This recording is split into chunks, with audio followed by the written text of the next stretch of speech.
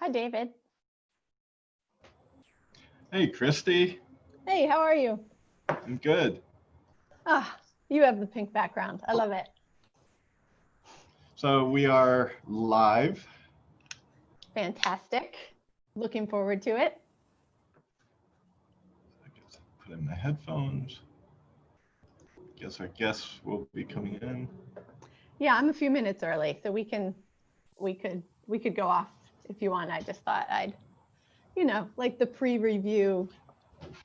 We could hang out Excitement. And catch up and talk, and Exactly. the whole world can listen. Exactly. It's going to be a fun afternoon. I'm looking forward to it. Right. I have my notes also for our guests. Fantastic.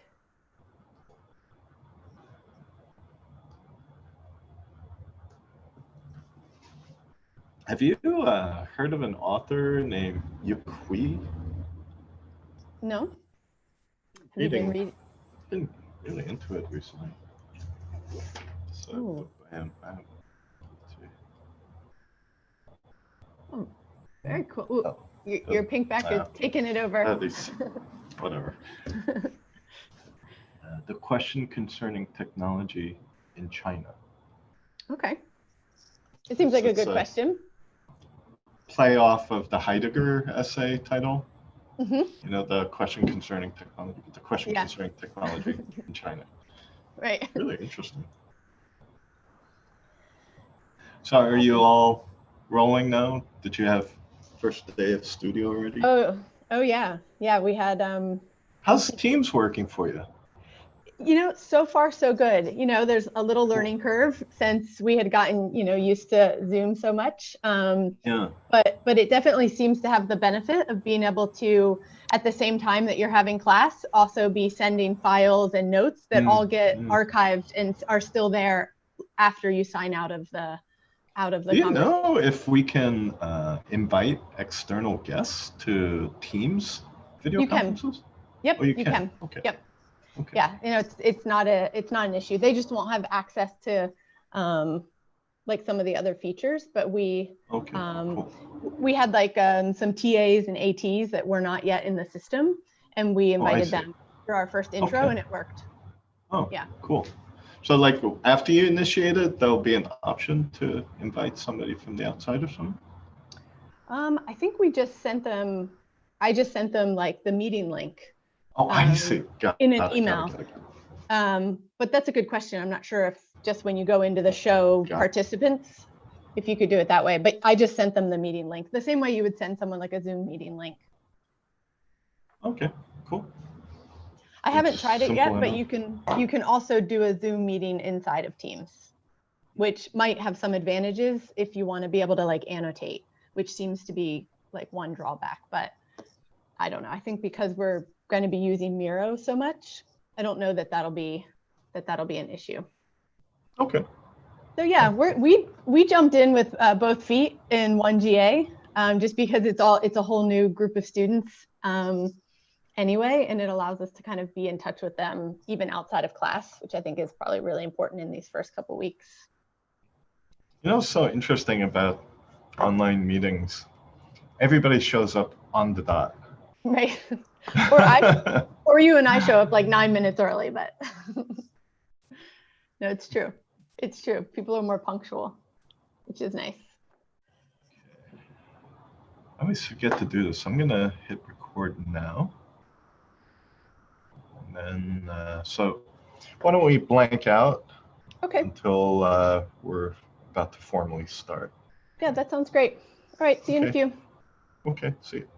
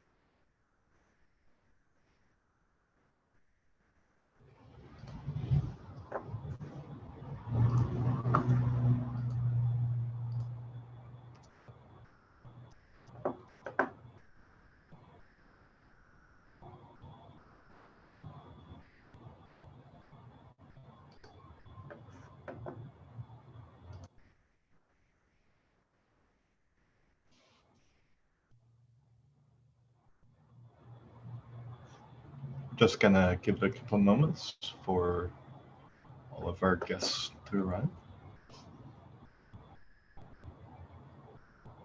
Hey, Lisa.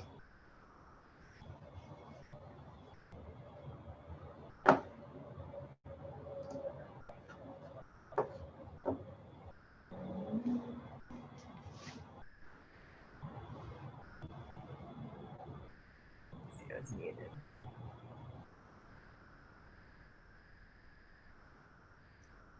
Hello, Lance. Welcome. Hello, how are you doing? I think we met once, but I think so. I've been walking it's around. kind of vague. I've been walking around the campus a handful of times at different reviews. Yeah, it's all a blur to me too. Yeah. If this virtual background is working or not, but we'll go for it. We're waiting for a few more jurors to arrive.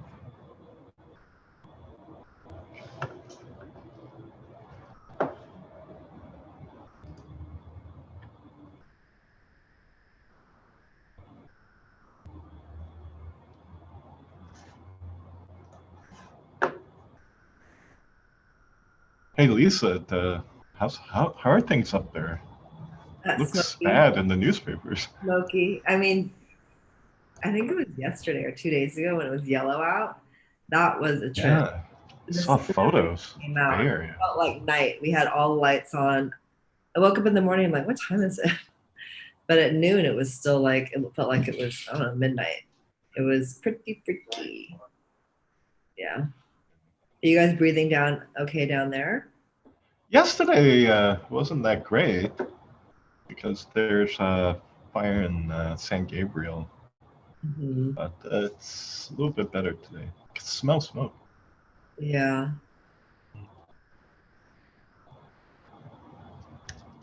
You guys are all remote, right? For now, yes. Same here.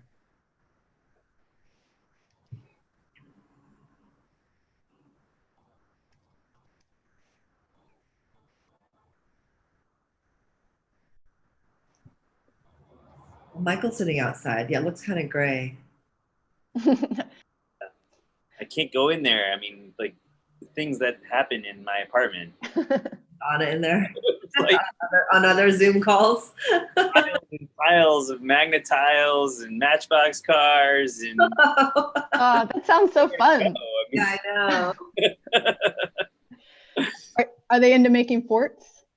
Oh God! Don't tell them. Shh. So they're all at home, right? And doing school from daycare from home. Managing links all morning, like I can't get it. Nice. Weirdly, my kids seem to be preferring it. They're like the opposite. Maybe you're They love it. teacher, David. No, I don't do anything. They just love screens, you know.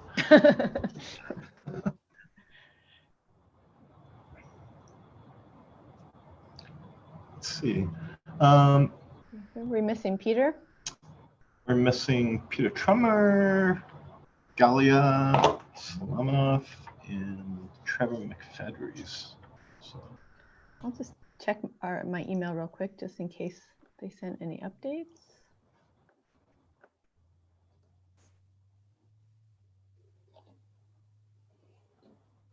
It's nice to see you, Lisa. Thanks for joining. Nice to see you too, Kristy. Yeah, I'm excited to see. I'm not going to stay the whole time, but I'll stay as long as I can. Okay, great. Yeah, I know it's a lot on a Friday, but they should be good. Yeah.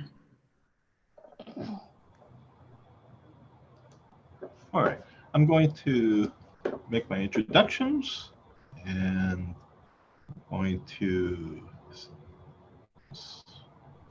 I guess I'll arrive at some point. So thank you for session I. We have a mix of students that Kristy, Balliet, and myself have been advising. So I am the group leader here. I am David Rue, chair of the postgraduate programs at SCI-Arc, and I advise two of the students for the session. Kristy Balliet of Balliet and Balliet Studio. She is also faculty here at SCI-Arc. We're joined today by Lance Collins. Hi, Lance. He is the director at Partner Energy and president of the Southern California chapter of NOMA. And if you don't know what that is, that's the National Organization of Minority Architects. Lisa Iwamoto is here. She is professor of architecture at Berkeley and principal of Iwamoto Scott. Michael Osman is associate professor at UCLA and director of MA and PhD programs in critical studies at UCLA. Galia Solomonoff, who's not here yet, I'll just pre-introduce her. She is associate professor of practice at Columbia University and founding creative director of Solomonoff Architecture Studio. Peter Trummer, who's still arriving. He's professor of urban design and head of the Institute for Urban Design at the University of Innsbruck in Austria. and also faculty at SCI-Arc. And Trevor McFredies, he is the founder of GRAD, which is a tech company for new social media-driven entertainment ventures. And he was the man behind Little Michaela, the virtual reality influencer, but there's a lot of other things he's been involved in. And he is our most recent trustee of SCI-Arc. He just joined our board. And hopefully he'll come soon, because I think he would find our first students project quite interesting, I think. We have, let's see, GIOVANNA at 2:15 schedule, followed by JUNKAI LIU at 3 o'clock. At 3:50, TAIAN WANG. 4:35, YANCHEN WU. And 5:20, Caleb Roberts. So we have 5 students to review. Okay, so with that, why don't you get us started, GIOVANNA? Okay, then I'm going to start. Thank you very much for everybody to be here. I'm going to start sharing my screen in here. My presentation. Okay, can everybody see my screen? Yes.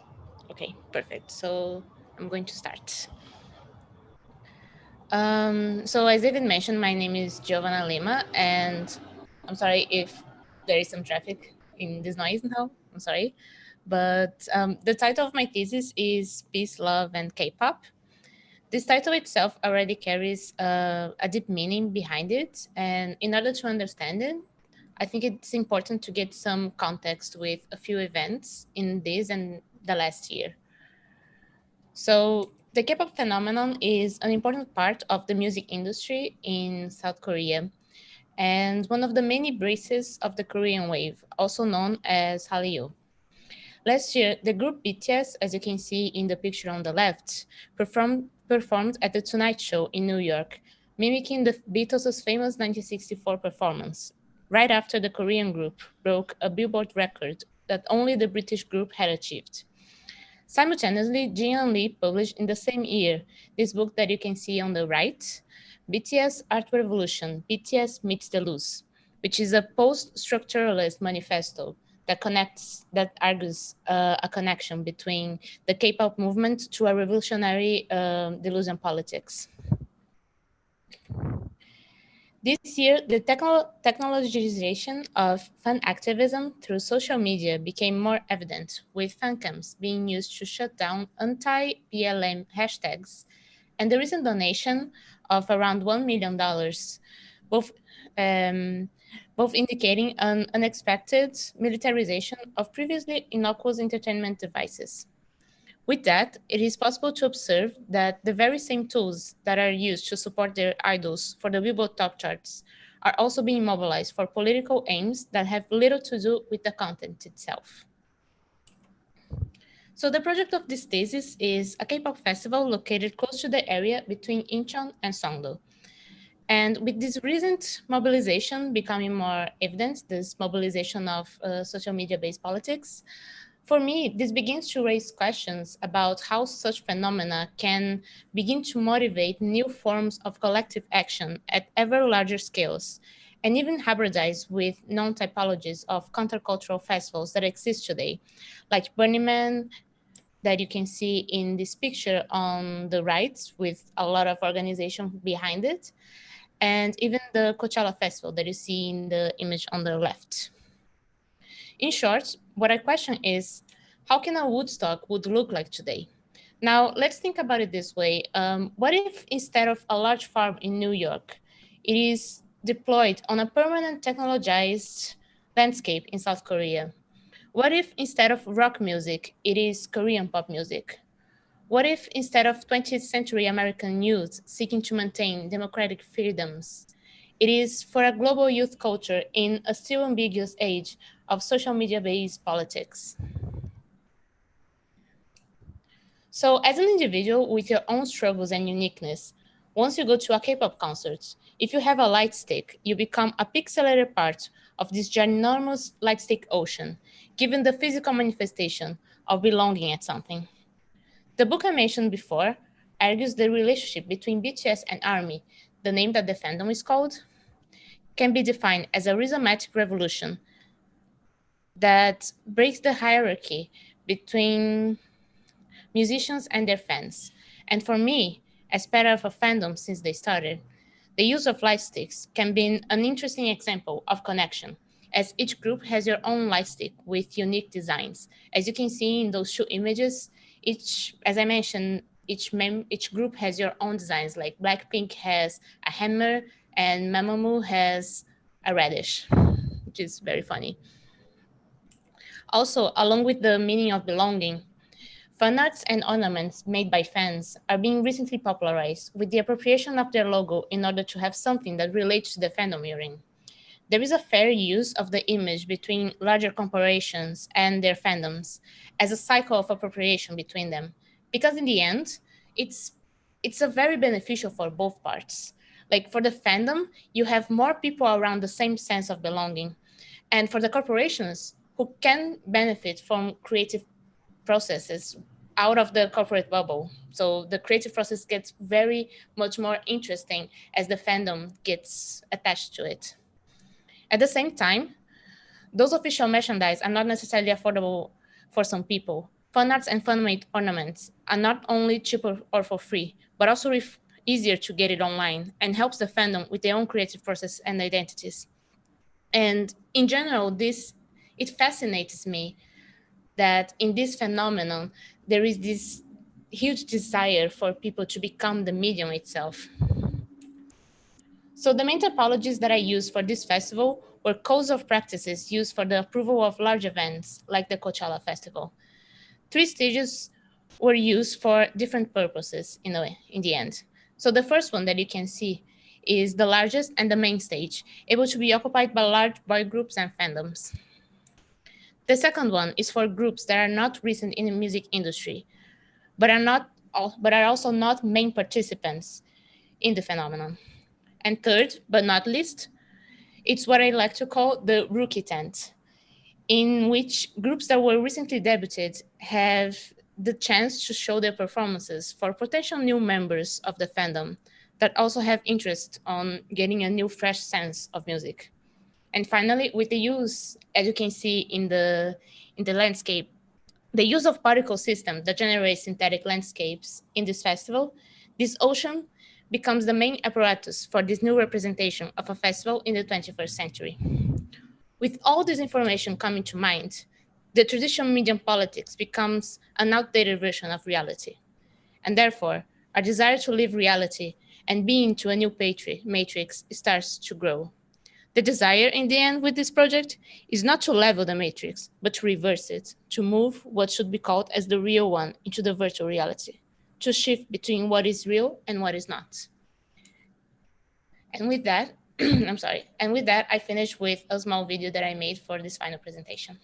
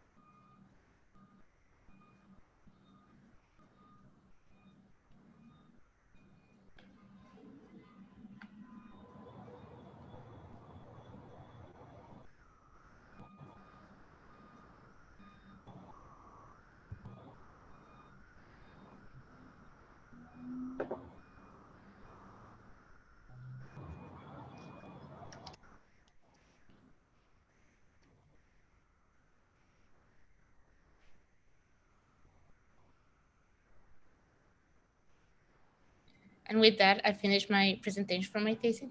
Thank you very much for listening. Thanks, Giovanna. Why don't you loop the video while we open it up for discussion? Sorry, I need to ask, is it possible to do that in Vimeo? I never tried it. I have no idea. I'm gonna see if it's possible though. While she does that, we can get going with our discussion. Yeah, I think I'll just leave it in the, maybe this way. Not sure if it's possible. Yeah, you can DJ it. Maybe I can leave the with the main stage. This stage might be the best option. And you could flip through it while we talk. Yeah. Can you summarize? There's a lot of content here and there's a lot of elements. Can you summarize your thesis statement for me? Yeah, so the idea is to generate a K-pop festival, basically that would organize how a movement like Woodstock would look like in the 21st century.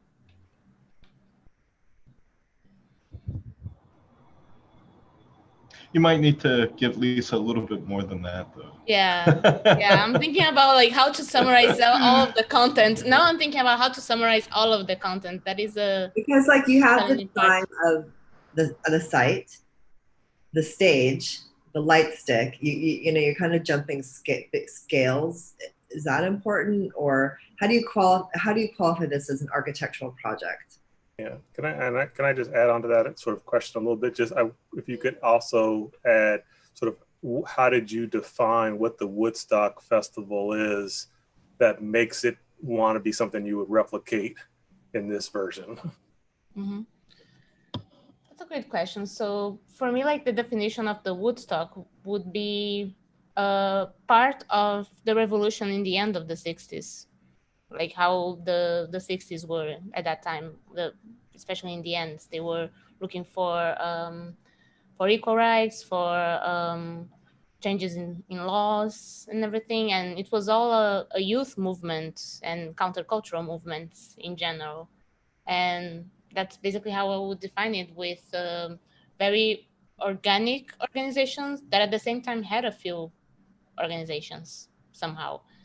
And in the case of how I would define, like sorry, Lisa, you asked if how I would define exactly in this.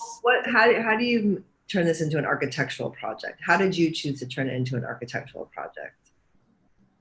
I think it is because of for me, the architectural part in this festival is a mixture between the organization of the space inside of it, as they use like code of practices, the apparatuses inside of them, and also I think in general, like the organization of space that people would use it, that not necessarily that are not real in the end. Like there is a huge landscape area that in the end it's just a virtual reality.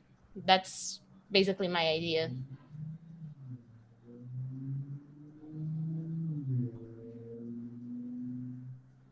So Giovanna, thank you for the presentation. I was really struck by the moment when you said like light sticks are the medium of the project, or like I think you were light sticks and people together are the kind of mediums, the thing that kind of organize the space. And so I'm really intrigued by the kind of tail end of your response there about it being that there actually maybe aren't humans there. And so are the light sticks being like, are they simulating the organization of people filling out space? Are they sort of a representation of that? That would be, I'd be interested to hear you kind of unpack that territory of the light stick and people and how they're kind of defining space within your arena. Yeah, sure.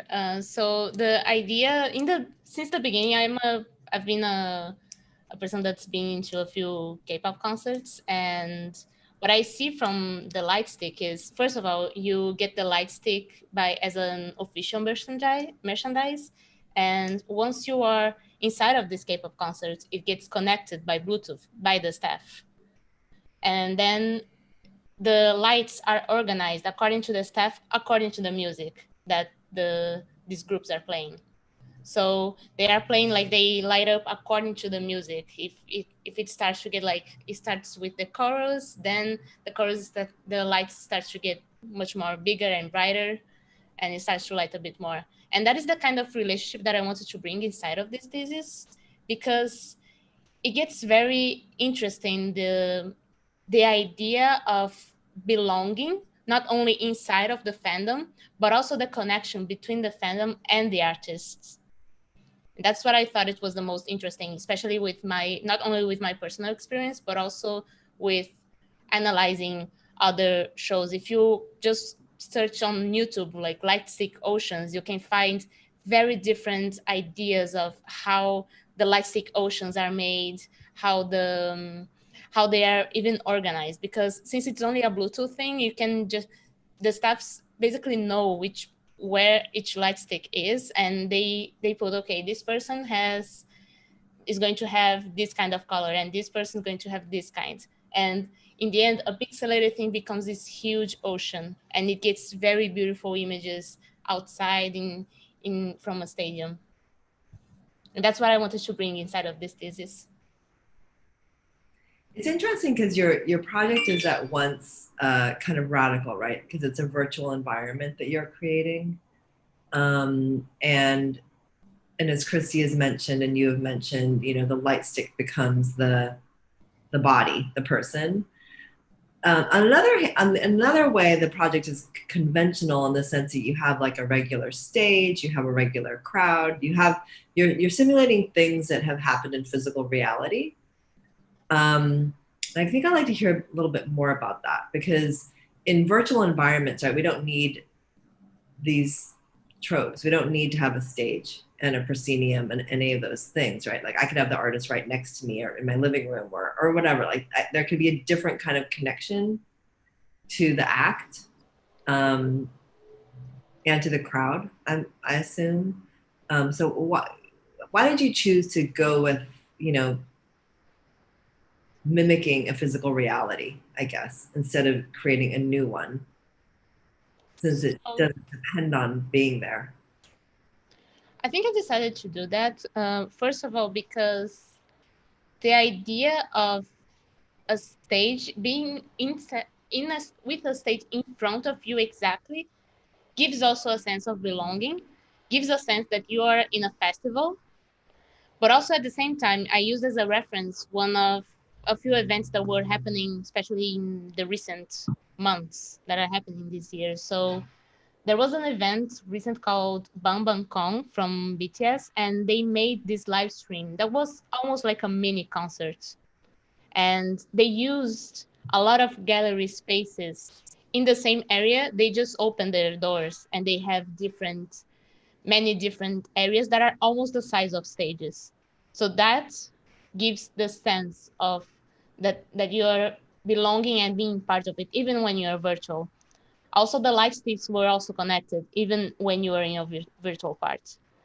And this kind of attitude towards like this whole virtual thing, even though we are not exactly together, but we are together, that is the kind of feeling I wanted to have. And I thought it was interesting how even with the stages, even with like technically normal and with codes and everything behind it, with pattern, I would say, like the stage, like smaller stages and everything, all of that, with the virtual reality, you get a different, but also not that different.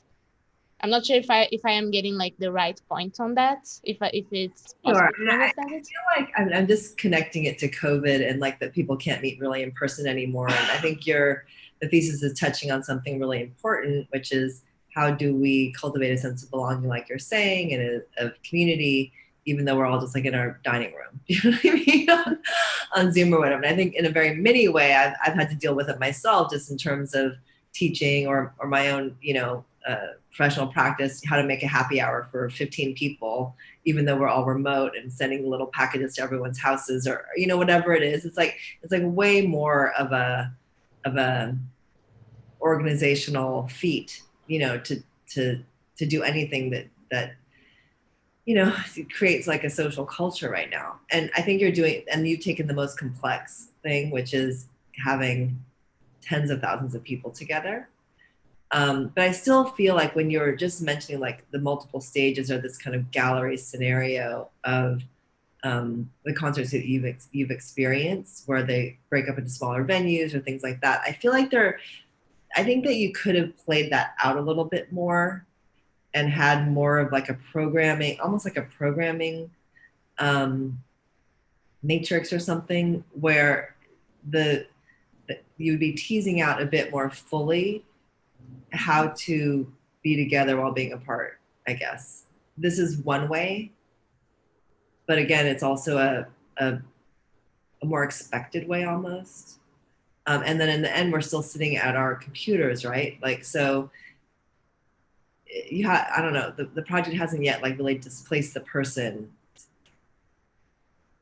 with the light stick or whatever. I guess are you gonna send the light stick to everyone's house? Like, I'm not quite sure how this is like, happening, or, but like if that part of it could be fleshed out more, and how it might interact with actual physical space. Like maybe you need a mapping or something of how people engage with physical space alone or separately or whatever, to maybe everyone's standing 6 feet apart somewhere in their own respective hometowns or something. I'm not sure what it is, but I feel like that's the other side of the project that could use more fleshing out.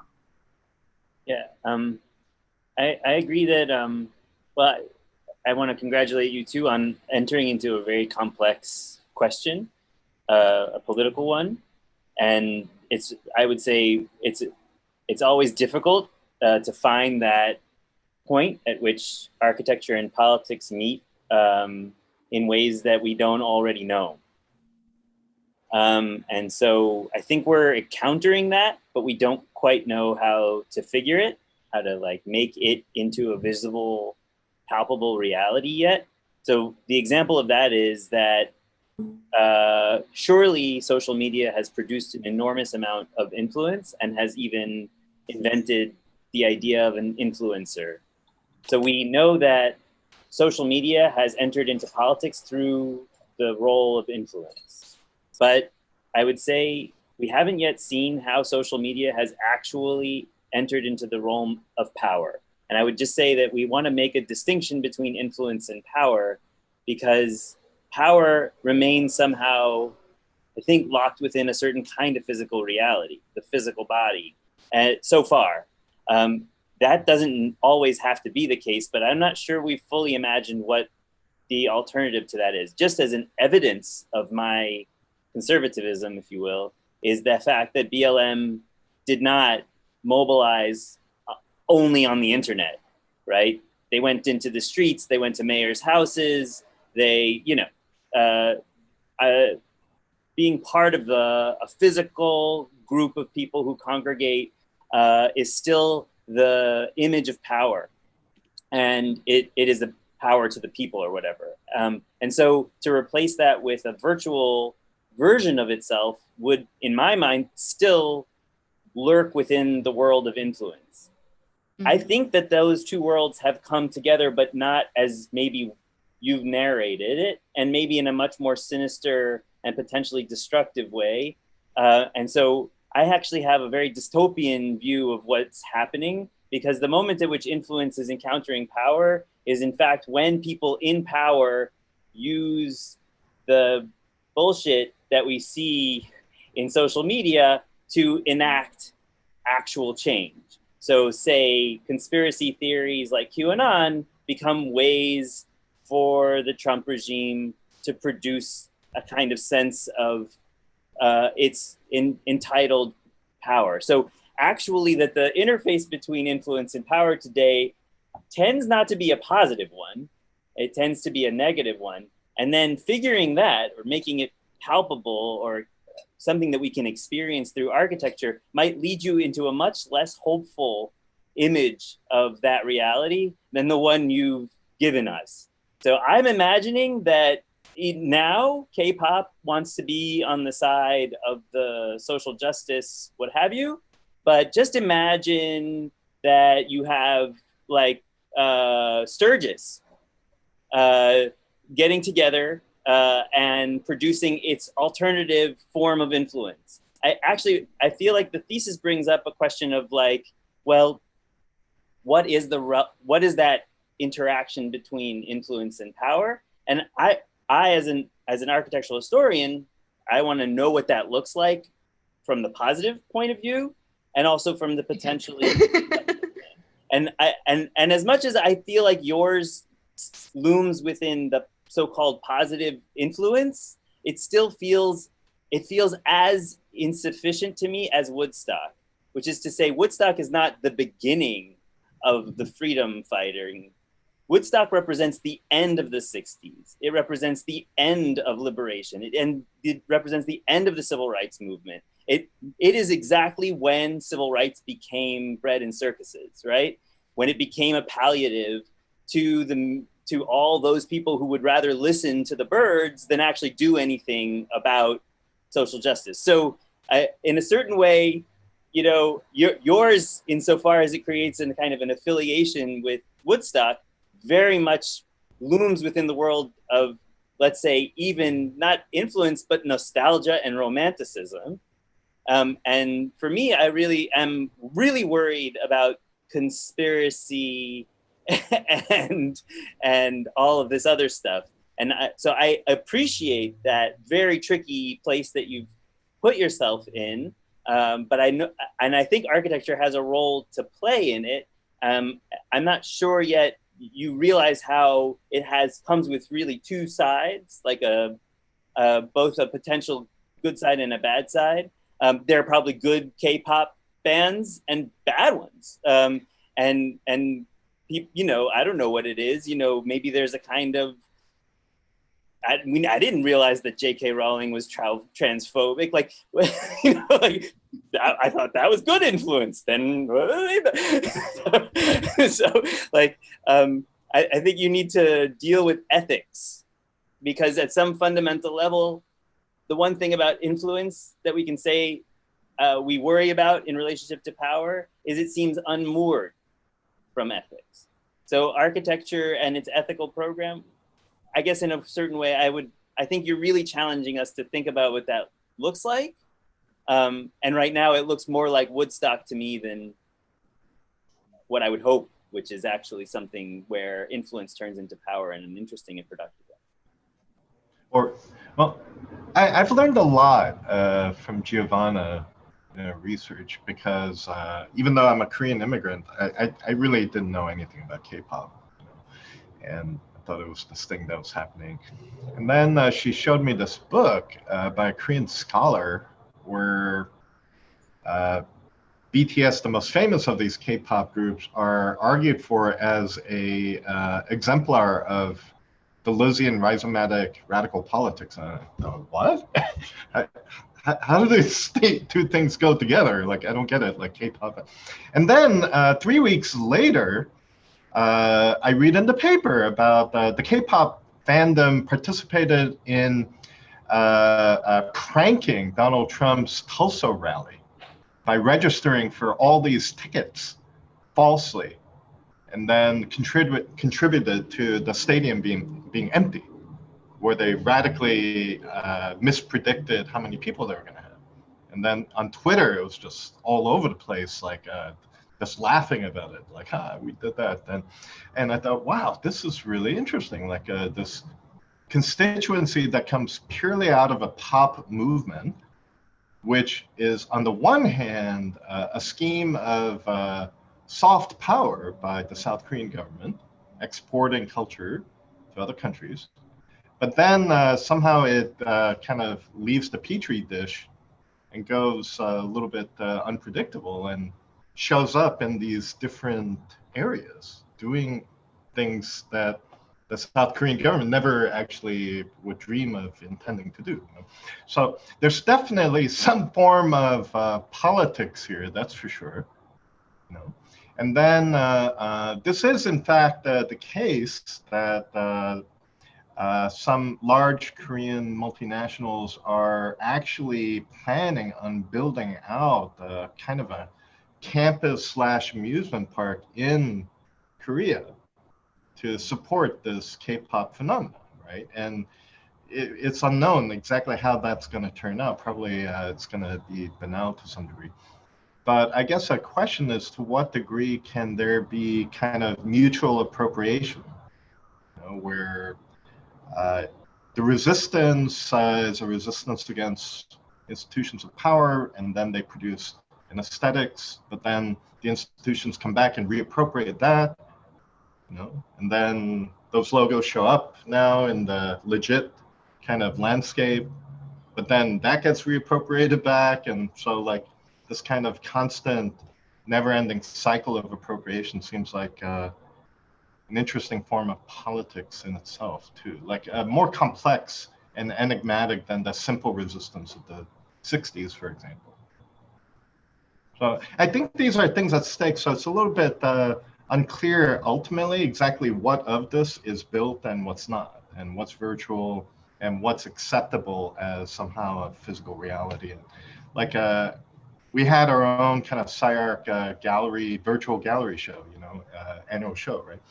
But the most beautiful image from that whole event, I thought, was this outtake photograph somebody took from our building, where the host, our faculty member, John Cooper, was standing in front of a laptop, standing with a green screen behind him.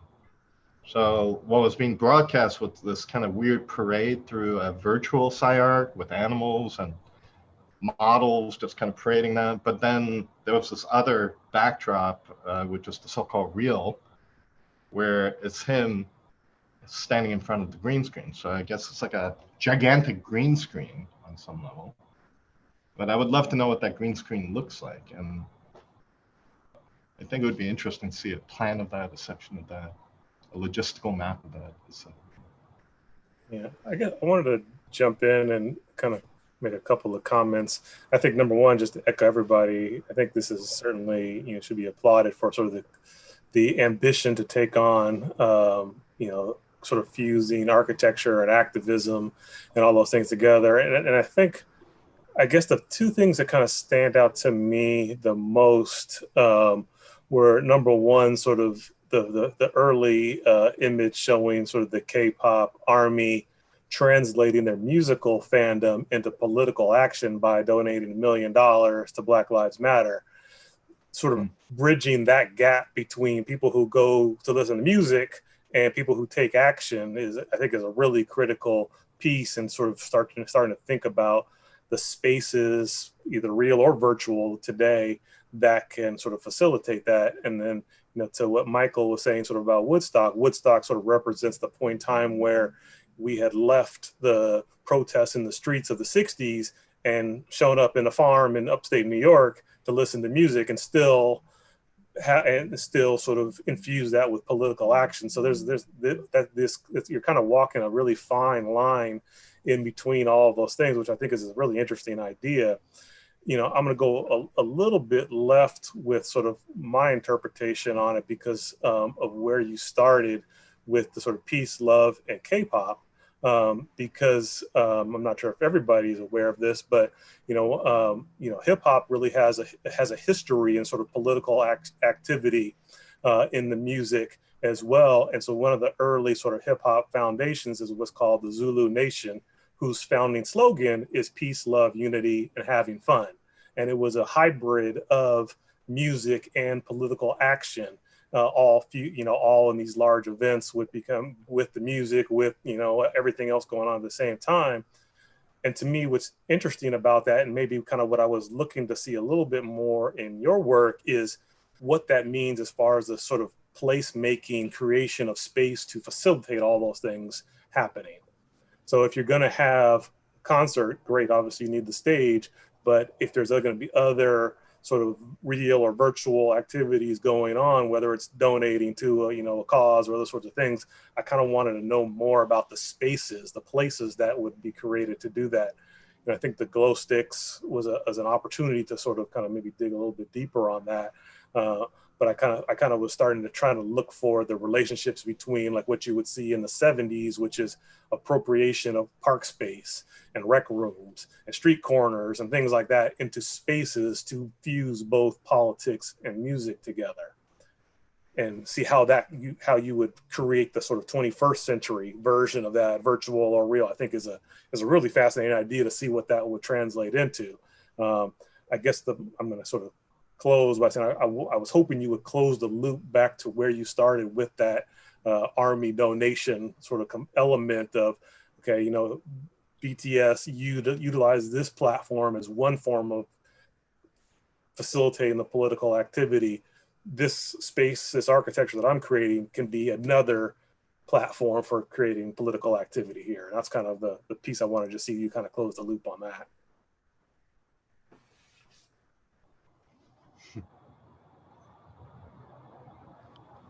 Yeah, the intersection between music culture and activism is it's kind of a blind spot for our culture and architecture. It's we're always have to provide, for these things, but never really participating in the actions or even the aesthetic production of it. Mm-hmm. So I think we can say, well, all right, maybe Giovanna's project here isn't architectural per se, but maybe it's a question of is that a problem, or maybe should broaden what it means to do architectural work.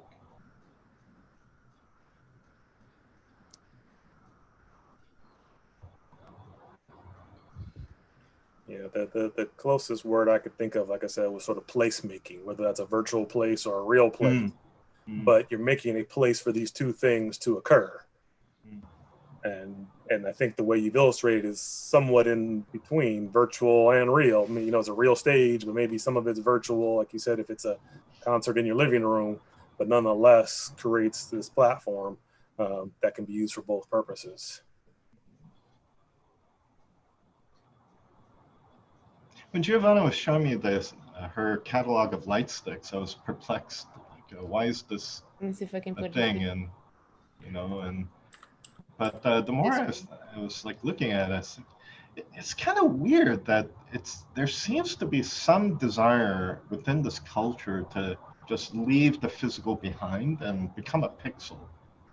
Like I would rather be a pixel in the stadium. And my glow stick is how I become a pixel. And so like, what is so problematic about so-called real space, where the promise of mediation and virtualization is so much more alluring?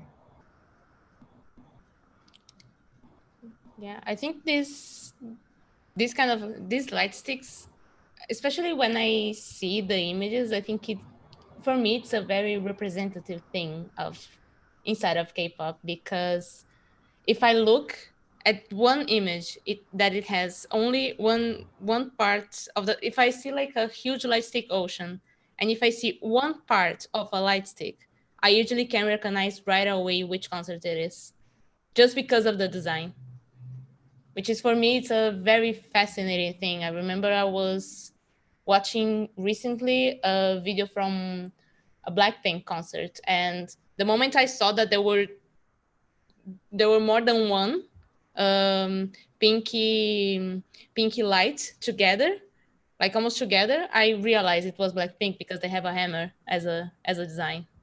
I think that was probably the most fascinating part, that gives the sense of belonging to as a fan as well.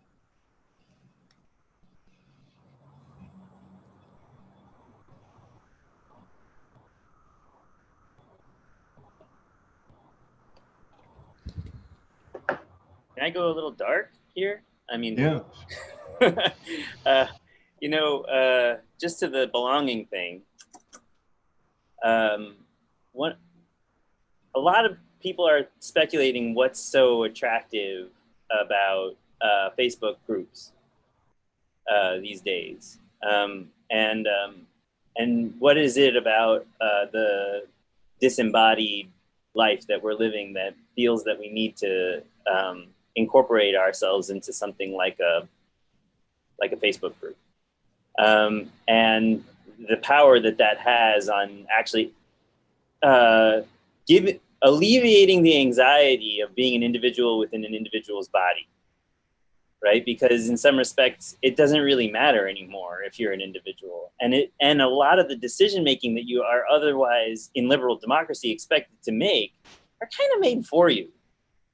So, in a funny way, to me, the politics of mass culture have always flirted with fascism, and I guess what I'm most worried about is that now they're disrupting the Tulsa rally, but tomorrow they're disrupting something that you do care about, and you're part of that Facebook group, let's just say, or you're part of that social media identity, and then to disavow it becomes difficult. So I say this only because, in my view, I would say these are fundamentally anti-liberal forms of mobilization. They're not about decision making, and by virtualizing them, a lot of the decisions are deferred. Like, can I bring my kids? Do I need earplugs? Your body, your extended network of relations are deferred. And so a lot of the politics that, like how you vote, are excluded.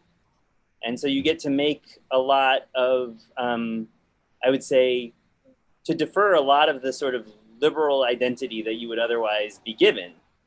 I'm just saying that the architecture of that, for me, has been, in the history of architecture, the Volkshalle of the Albert Speer, the sort of, where would the congregations of the National Socialists come together? Or maybe even in a more close to home way, a kind of, a stadium, whether it be a soccer stadium, a baseball stadium, what have you. And those are the moments in which the loss of individual identity and the loss of liberal decision-making happen. And those are the architectures that, by not being virtual, cost money to enter, require a great deal of maintenance, and then also make certain kinds of exclusion.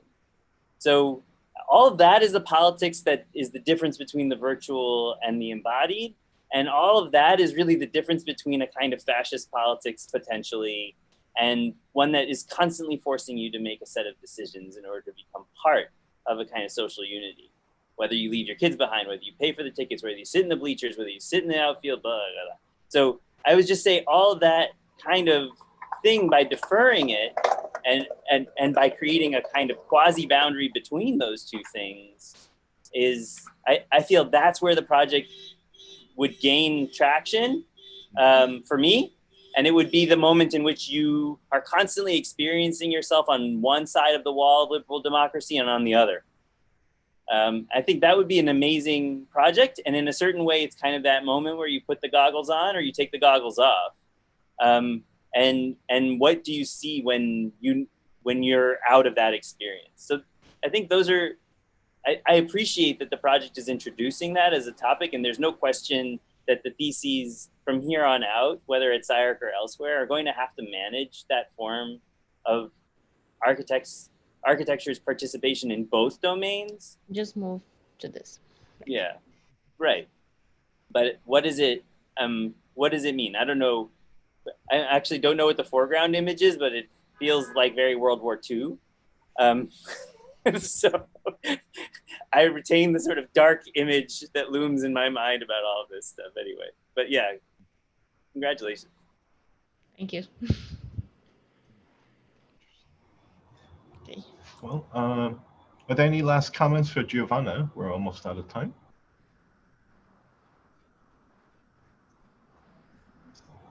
No, I think just congratulations, Giovanna.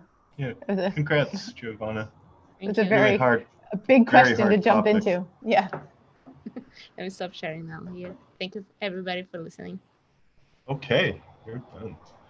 Okay, Junkai, you are next. Okay, okay. Let me share my screen.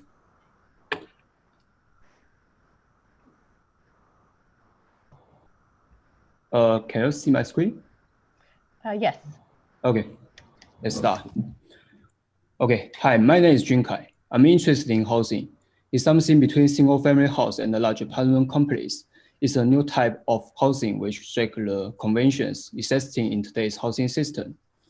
The client is a retirement-age couple and two college-age children. They will each form an all small family in the future. What's the design need to face in the integration of three dwellings in one house? Each of them are independent and dependent, which also show the sustainability and forward-looking of architectural design. The project accommodates for a range of dependent and independent relationships that we have throughout our lifetime. It seems both as available. The creative type of house from the past was a new adjustment to how we understand the standard of the space. So I researched some creative house in different cultures. In the first case, it's named Fujian Tulou in China. They are usually one family in the vertical direction. The circular building in a courtyard are usually storage and kitchen and some schools. The outer ring is the living space. The pool house is another multi-family house case. They have the similar form of the interior space with the courtyard serving as the core communal space. And go back to Los Angeles. The third case is ADU. In Los Angeles, ADU projects usually have several development models. One is to add a yard to build a new small house. The second is to rebuild the original garage or warehouse. And the third is to change the original residential space, separate rooms for residents. It's the way the LA to start to deal with the connective housing. Besides, now, when I explore how can we realize the new type of collective housing today is that between the single-family house and the large apartment complex, I find that collective housing has a toy-like quality. I got inspiration by toys. The educational toys that the children use in childhood, such as building blocks, carry many memories of childhood. And they inspire me how to shake the house because we have the ability to radically reassemble. The site of the house is on Jefferson Avenue, and to the south is a large residential area. The site is too close the metro and the bus station with convenient transportation. There's urban street space also carry the memories of the surrounding residents. I chose one block as my research object. From the side, the texture of the urban street space is portrayed as the constituent elements of these new residents. And then mess this piece up.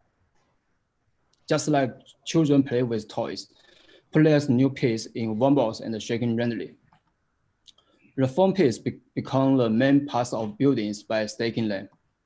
Combining and designing the shape that fall out in the shaking, it can be seen that many forms can be products. According to the requirements of space from the clients, I choose one from the 16 options to develop into the house. The house consists of two parts, the envelope layer and the box. The envelope layer is turned into the translucent shell, mainly for circulation. The orange one is the bedroom, and the yellow box are the communal space, like living room, dining room, and so on. They are connected by in-between space, and the piece fall down in the yard, serve as the pavilion, bedroom, and the playing room. The house can be separated into 3 units, consisting of independent living space and circulation, but they are also connected by communal space. Besides those, by organizing the buildings with a way of assembling toys, it creates an entrained space with unusual scale. Entrained space break the architectural convention, like the 8 by 8 by 8 face space. It's important because our behaviors and the posture today are different. We need different kinds of space to cater to the need of our bodies and the interaction. For example, this is very small scale space serving as a playing room for the children. is prioritize children over adult. It's a low ceiling space. Adults have to bend over and sit on the ground to communicate with children. It's such an extreme space scale. It's a very friendly and comfortable for children. This promote interaction among family members. And this is a meditation room with a very high ceiling. The height is almost 4 times less of normal room. People's meditation and feelings will also change after entering the entrance space and entering a state of meditation quickly. The middle room has a unique shape with a sloping floor. Today, a lot of our interactions are throughout device. Such kinds of space cater to our posture. We can lie down on the sloping floor, playing phone or watching the screen. Also, this board serves as the napping room, just 5 feet height. Low ceiling along a space with more sense of security to get away for better napping. There are sections of perspective show relationships between full-scale space and the extreme space. And there's very vertical, horizontal space with the unusual scale and with the unique shape are all available to 3 family units by creation. And then let's see the animation. Also, I recommend you to watching the demo for the better vision and the sounds. So I put the link on the chat.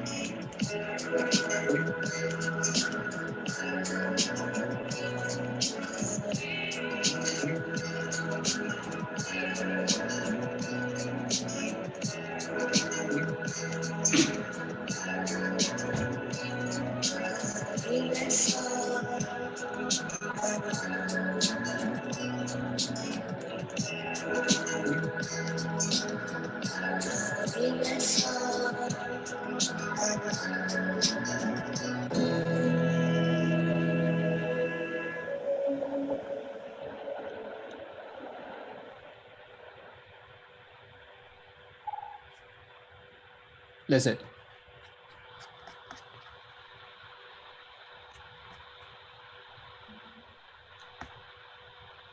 you want to loop the video without the sound while we talk?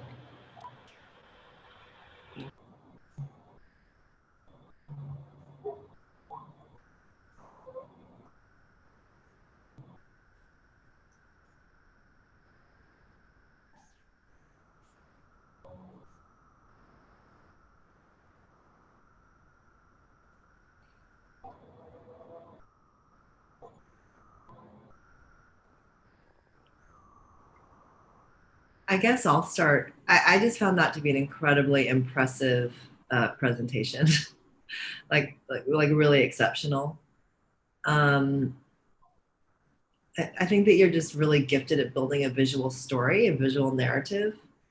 Part of me almost doesn't care what the narrative actually is, because I think the accomplishment here is the thesis part of the question, which is how does one create that visual narrative and create a story through representation, which I think you've just done so effectively. There are some things you certainly glossed over, which I think we could tease out, which is statements like, so housing is like toys, and so I'm gonna look at toys for the inspiration, which is a pretty broad statement, but clearly led you in a really productive and positive direction. I guess I would like to hear a little bit more about that. The research is certainly more about toys, I would say, than is about multifamily housing, or it's like a hybrid multifamily housing kind of. But yeah, I think I'd like to hear a little bit more about that and the design process.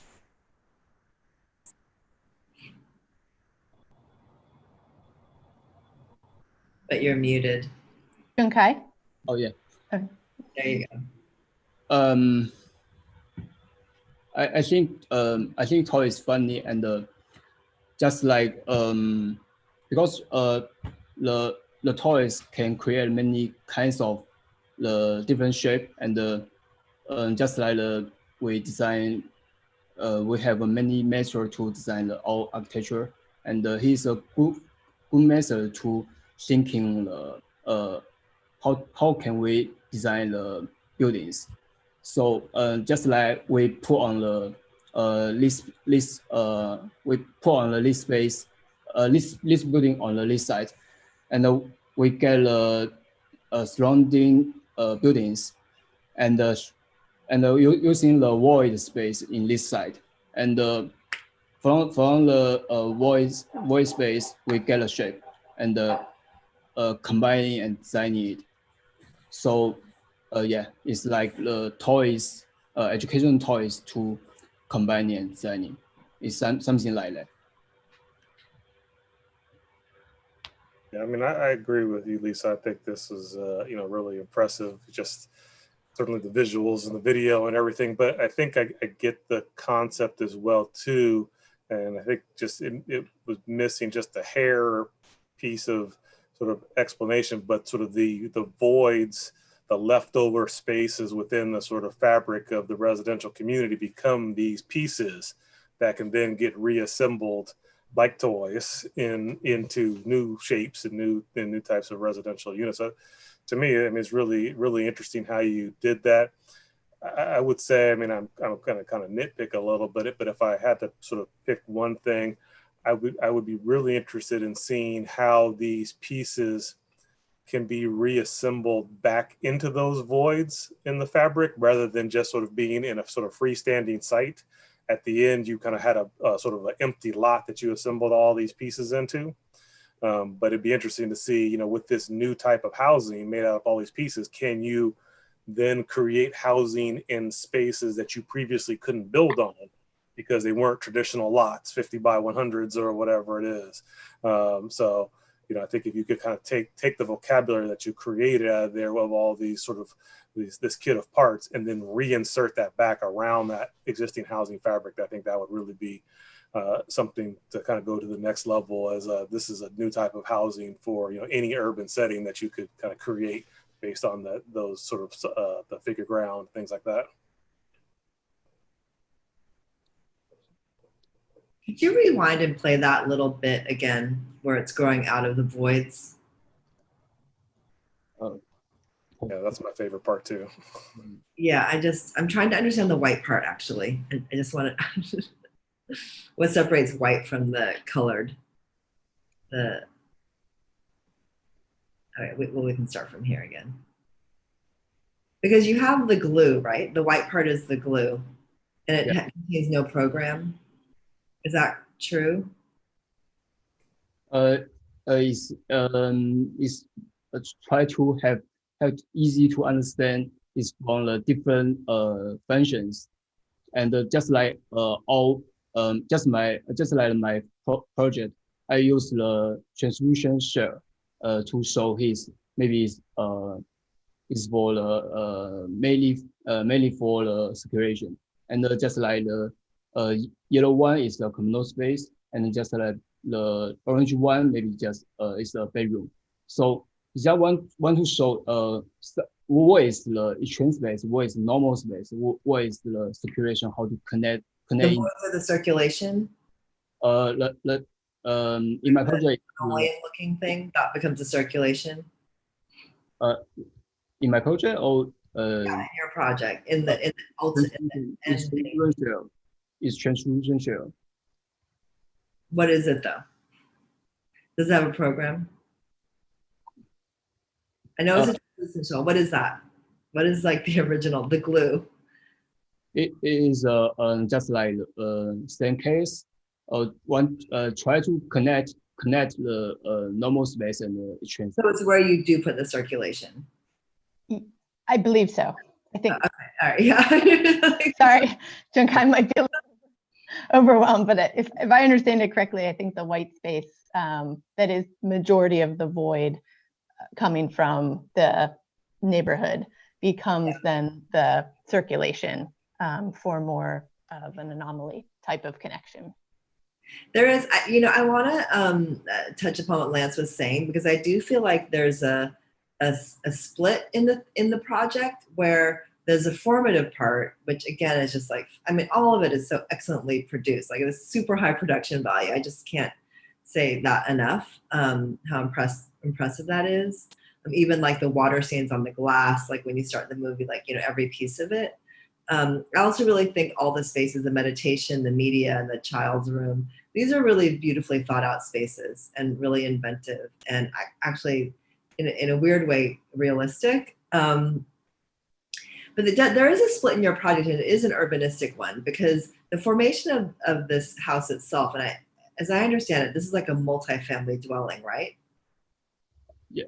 Yeah, you mentioned 2 parents and 2 kids, but it's really like sets of, I don't know, 4 of them live in one of these things, like this kind of very small multi-family. Is that correct? Yeah. But it is so site generated, from here, from these voids, and the programs, that it is then, so there's all the generation and the form generation, which is entirely site specific and site generated to the, to the nth degree. And then at some point, it doesn't go back into the site. It's like then a whole lot is cleared, and then this multifamily building just like sits over there, rather than it being a more incremental urban approach, I suppose, where the smaller pieces fit back into the network of the void spaces again, but now like, in a vertical way rather than a horizontal way. Just curious, not that I'm curious about it, but I think there would have been an opportunity to explore that as well. Like really I think you mentioned at the very beginning, like the accessory dwelling unit, where each individual house becomes multifamily rather than a big multifamily block happening. I don't know if there's a right and a wrong, but it's just, it feels like it'd be a bit more organic with the way that the project is generated, I guess. But probably spatially less interesting, which is maybe why you went with this direction. Yeah, actually, I love the last thing you said, Lisa, because I was trying to think about what this project does. Like, if you were to present this project to the mayor's office, like, what would they think it was an alternative to? And they probably would say, oh yeah, let's not do ADUs anymore. Let's just do maybe like developer-driven stuff like this, so we can sort of create new architecture that is not based on the old forms of ownership that are then grandfathered in, as it were. We're not allowed to say that anymore, but like that, that then it, Oh my God, I didn't realize that. what do you got? I don't know what to say. Grandmothered in, the grand person in the, so the, but that, you know, a mayor's office would look at this and be like, no, this is the sort of new urbanism, as it were, of a much more modernist attitude towards the city than what's happening now, which is a kind of like a cumulative density based on already existing construction. And so one is that the image is so compelling, and this is how I'm reading it, as very much a kind of something that, let's say, a developer would hire an architect to do, to start arguing for an alternative path to the inherited property system that we have. And in fact, like for me, it may be spatial, kind of design-driven mayor's office, if we'll ever get one. But I suspect that, in fact, what's really nice about it as a thesis, I think you started with this, Lisa, is that it opens a kind of language of persuasion. So it's persuasive in the way it opens your imagination, and it says, instead of being locked into the sort of existing conditions of the urban stuff, like we can imagine a new thing that is actually maybe built up out of the memory of the old, but totally undermines it. In fact, by requiring that it be extracted from a memory object, that's how you know it's destroyed, right? So it's almost like you memorialize something to the point at which you mock it with irony. And I think that's I mean, to me, this is a political position, whether you want to occupy it or not. If you want to call it play, that sort of disengages from the politics of the project, but I think it's playful in a very, I think if you were to read it as an alternative to what most architects are getting employed to do in this city today, I think it's an interesting sort of oppositional logic.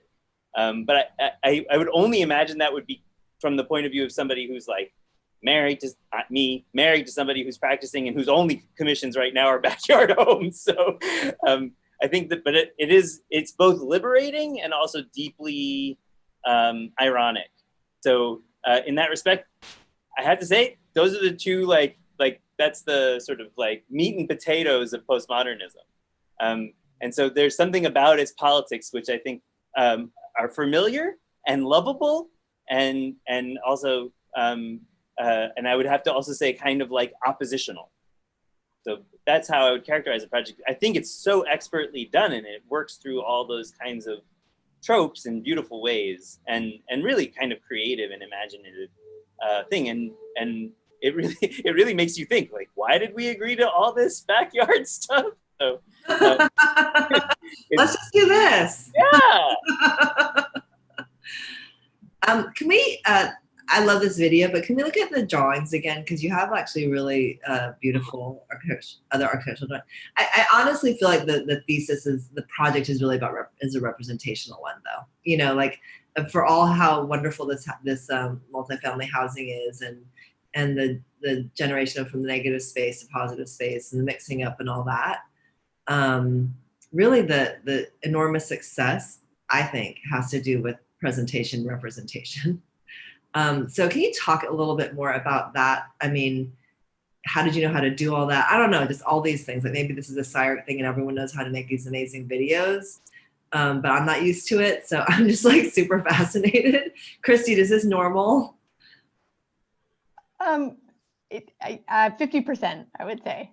Somehow nothing's normal. Yeah, nothing's normal. But I would say, you know, putting like extreme visualization to a narrative, I think is in the water sometimes.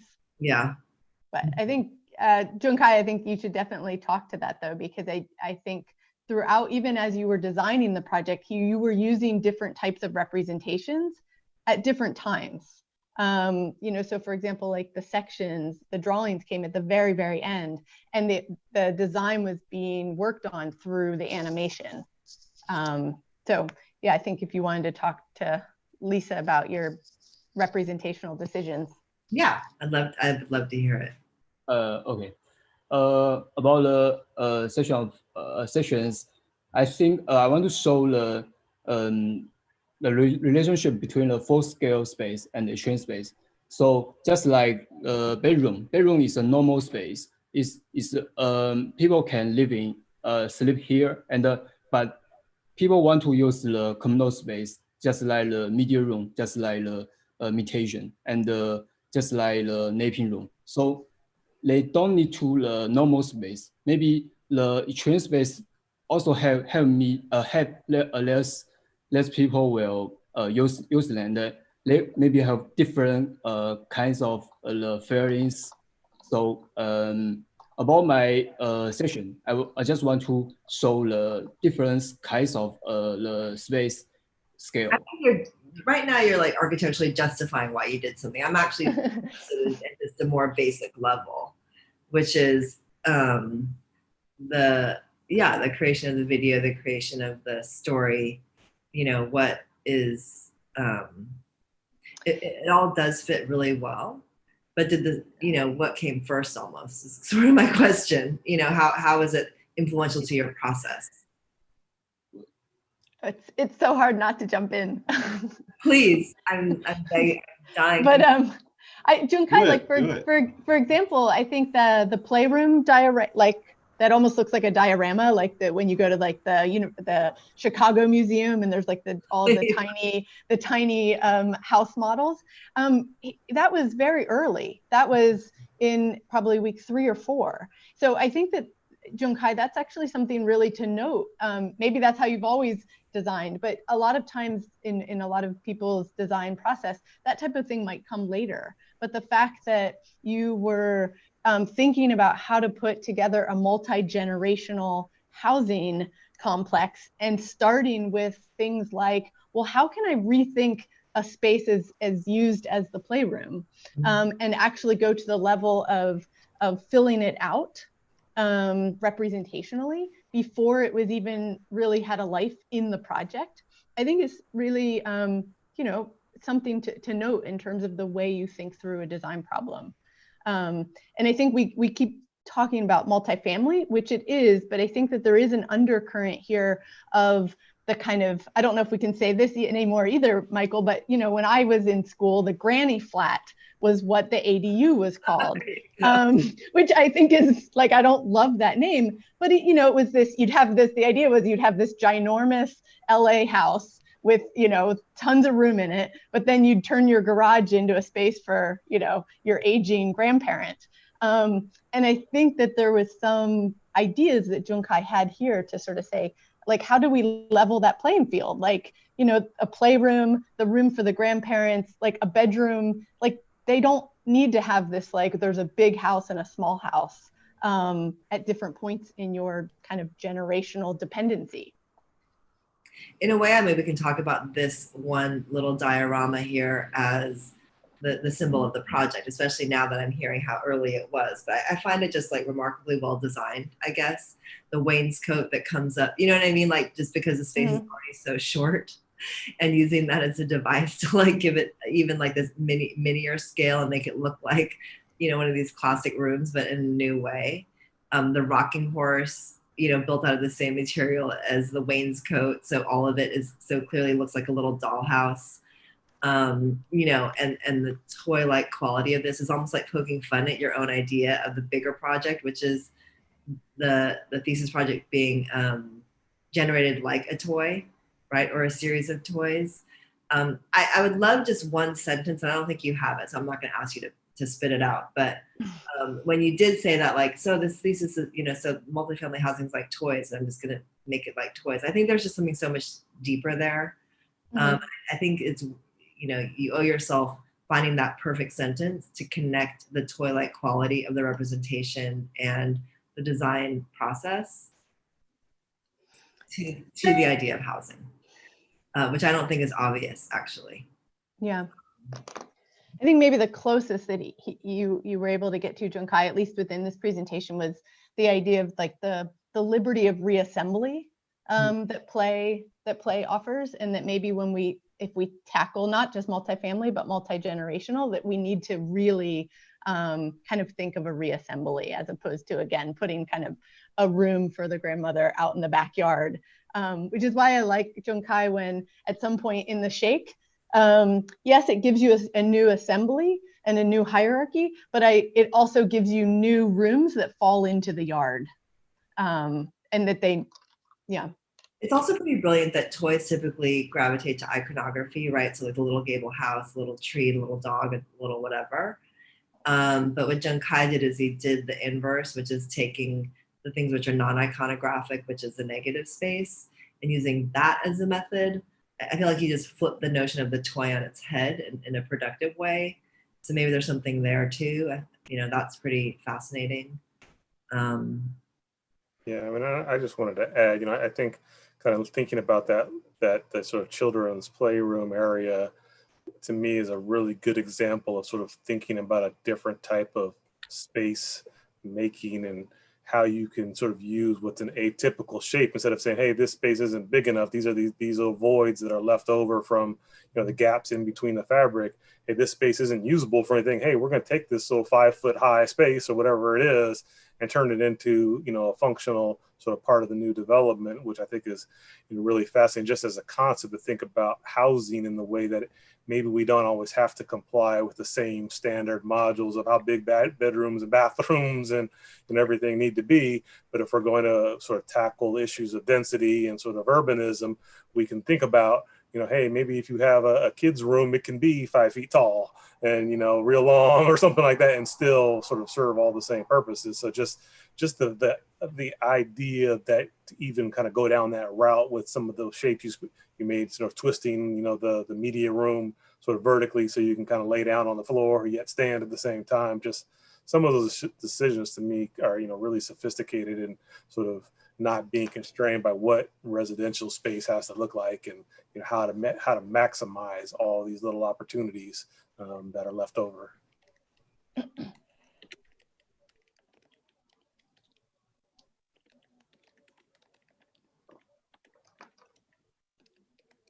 You know, one observation about a representation that's we see not just in your projects is the representation of context. The way you represent the surrounding context is funky and funkier than normal, but it's also that kind of dark substrate that you're extracting these colorful pieces out of, right? There's a kind of assumption of a background context that's uniform, where there isn't different stuff, you know, and all the difference is like concentrated in your project. So this is in actuality very ironic for these suburban areas of single family homes, because for the most part, those kinds of developments have been driven by this kind of obsession with individuality. Like nobody wants their house to look exactly like the one next door, you know, so there's this kind of bizarre variation in shape and form and color pattern that we see in American suburbia, but it's not just an American thing, it happens in a lot of places. So like after all of that kind of obsession with individuation, it's just ironic that whenever something new is to be built, all of that is understood to be uniform. You know? And it's not, like I said, that's not just your project. Like we just generally do this as architects. You know, our site models are just uniform. And then like the site model is uniform, all made of the same material, same color. And then we put the special object that we're designing now right there, you know. But then the next project will come and the thing you did will also be in that site model and it'll be same colors, everything else and so on, you know? So it's like a never ending process. So like, how do you actually have a kind of a durable idiosyncrasy? You know, something that the next architect comes along and they're making the site model with your building in it.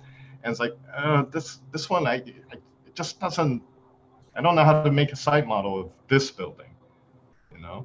I think that would be really interesting. Like, there's some kind of resistance to dissolving into background, you know? So I think that's something to maybe think about as a problem that goes beyond form too, you know? Like there are these funny buildings in LA, like you know, the Giant Donut, and that hotel where an unusual number of murders have taken place, and you know, so like there are these oddities that don't quite dissolve into background, you know, and that's something that I always find really interesting in this kind of general kind of desire we have for individuality, you know, in architecture, you know, like recently, I think a different kind of negative criticism of this kind of appeared, where it's a kind of embrace of the generic. I want to be boring. I want to be just in the background. And then those end up to be really weird projects too. Like some of the projects coming out of Belgium, you know, like it's like, we want it to be blank and featureless and boring, but then it's done in such an overwrought way. It's horribly bizarre, you know, like there's nothing normal about it, you know. It's like making a big deal out of the Helvetica font or something, you know. So I think it's somewhere in the background of these formal games you're playing too, and something to maybe think about down the road, you know, like how do you pursue this kind of, you know, not part of the system architecture. Mm-hmm. Yeah.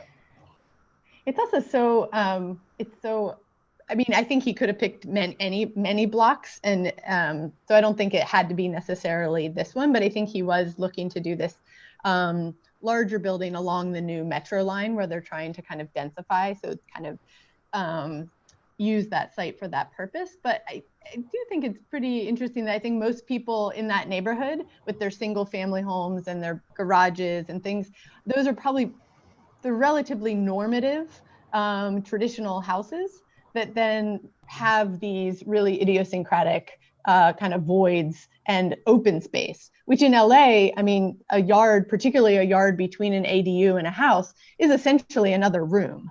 So there is already this sort of idiosyncratic room that they have as a part of their house, but they don't, oftentimes they just don't think of it that way. In a way that, you know, that it's by a metro line, or that this is a certain block on Jefferson Avenue.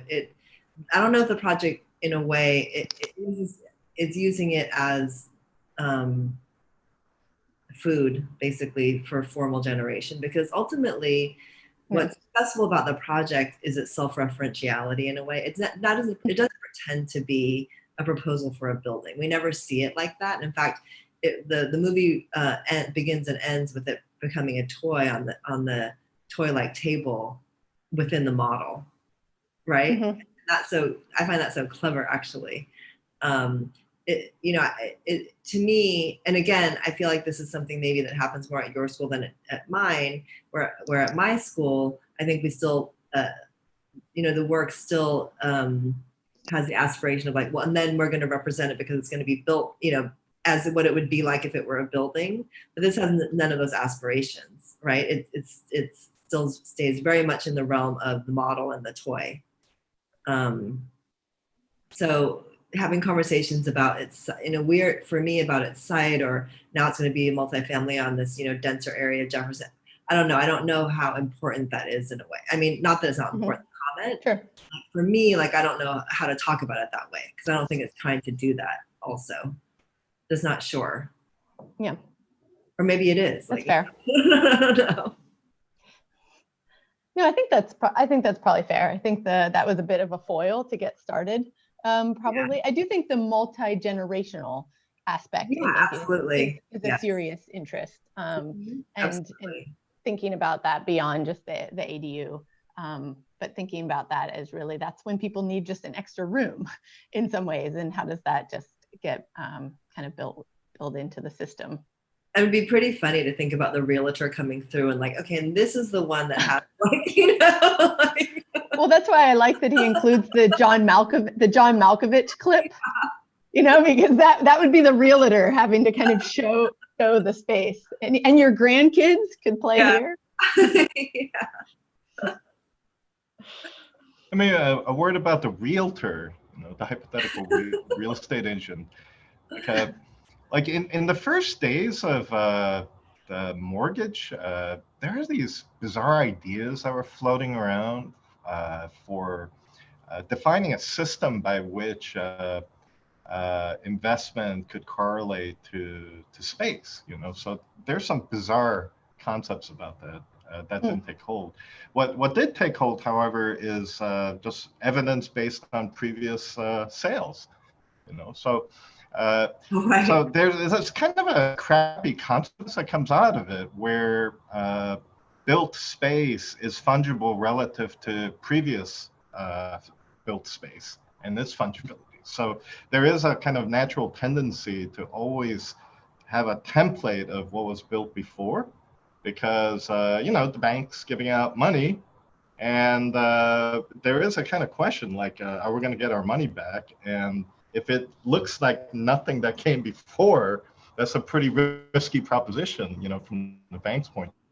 Mm-hmm. So maybe I always think like there may be something there in the early ideas of systematizing lending relative to other criteria, that it's not precedent-based, but it's relative to a system of definitions. And then like there could be far greater variation within that abstraction, I always thought. But it's certainly not the world we live in right now. So. But maybe that should change.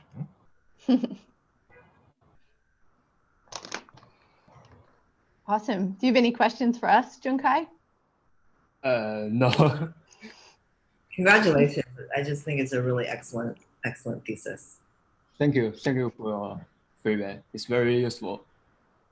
Very nice presentation project. Very good. Thanks. Thank you. Our next presentation is by TAIAN. Are you here, TAIAN? Yeah, I'm here. Do you want to take, I think in the schedule, it calls for a 5-minute break. Do you want to take a break after Oh, time? yeah. Let's see. Them... We're ahead of schedule. So why don't we jump back on at 3:50 is when TAIAN, you're scheduled to go. Oh, and Lisa, you had to take off early, right? I do, but I can see one more. I can come back at 3:50. That'd be great. Yeah. Okay, great. Okay, let's take a little break. Okay, yeah, thank sounds you. good. Thanks. Okay. We'll see you soon, TAIAN. Okay.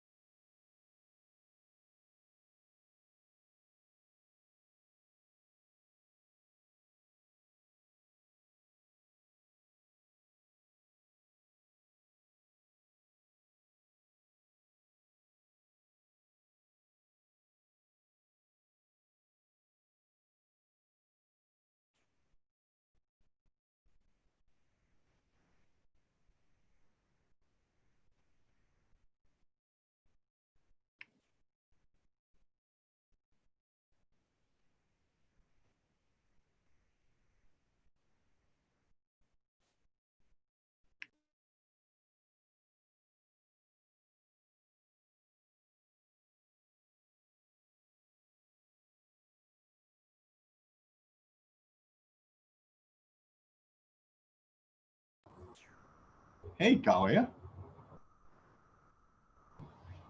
How are you, David? I'm good. Thanks for joining us. You're very welcome. I love your pink. Yeah, they issued it to all of us. we all got a SCI-Arc issued background. Hi, Galia. All right. How are you? Nice to see you, Kristy. Yeah. Yes, nice to see you too. Thank you for joining. You're very welcome. We just went on a break, so as soon as people return, we can move on to the next student. And we got, let me see, 3 more. 3 more. Excellent. How do you do it? Do you all are on video, or when once a student starts, we switch to a blank screen? They'll share their screen, so the grid will get replaced with their project, and then we'll start talking afterwards. We disappear for a little bit. Yeah, pretty straightforward. Okay, so I guess we are back. Lisa will probably be back momentarily. TAIAN, are you there? Yeah, I'm here. Okay, maybe you could get set up. Okay. Yeah. I'm gonna share my screen. Okay, we're joined by Galia Solomonoff, Associate Professor of Practice at Columbia University.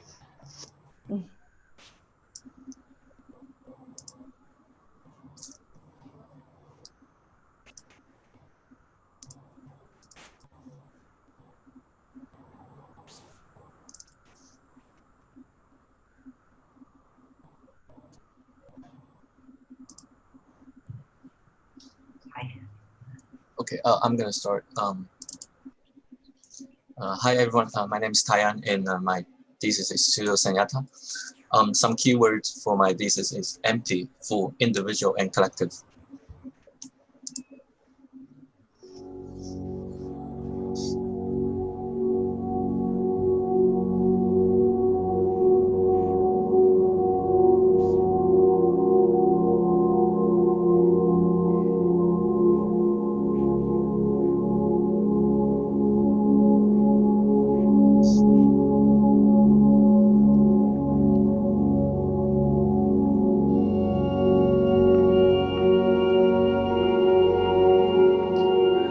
The city I pick as my site is Chongqing, a mega city in central China. Chongqing is best known for its steep terrain. The locals call it the mountain city. In social media, TikTok, people are spamming videos about how a gas station is located on the roof on one side of the street, but suddenly becomes the ground level on the other side of it. Citizens here are proudly naming Chongqing the AD city. The oblique view of the site is showing the undulating form of the terrain, where it requires the city to sit on it in an uprising manner. Each contour line of this site represents a ground, which made this a drawing of many grounds. In this study model, the vertical is representing skyscrapers, and the horizontal is representing connectors that connect the city to the terrain grounds on the back. We can see the roof of a skyscraper becomes the bottom of another skyscraper. There already exist some connectors that help citizens of Chongqing's everyday commuting. The thesis endorses the augmented element as such, and exaggerates in a way that even at its void, the city is never empty. By standing on these connectors, no matter what direction citizens of Chongqing is looking at, they are always observing fullness of an image. The collective reading of the cityscape is feeding equal amount of information into their eyes.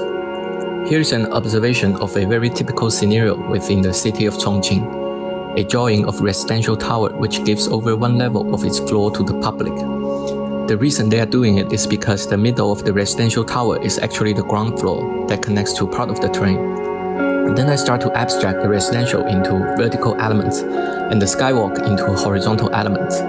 With these horizontal elements, we can then see the city has no void left, where from the top to the bottom, you are always observing residentials, bridges, skywalks, connectors, terrain, etc. In a conventional approach, the skyscrapers as vertical elements are isolated from the ground, which acts as the horizontal elements.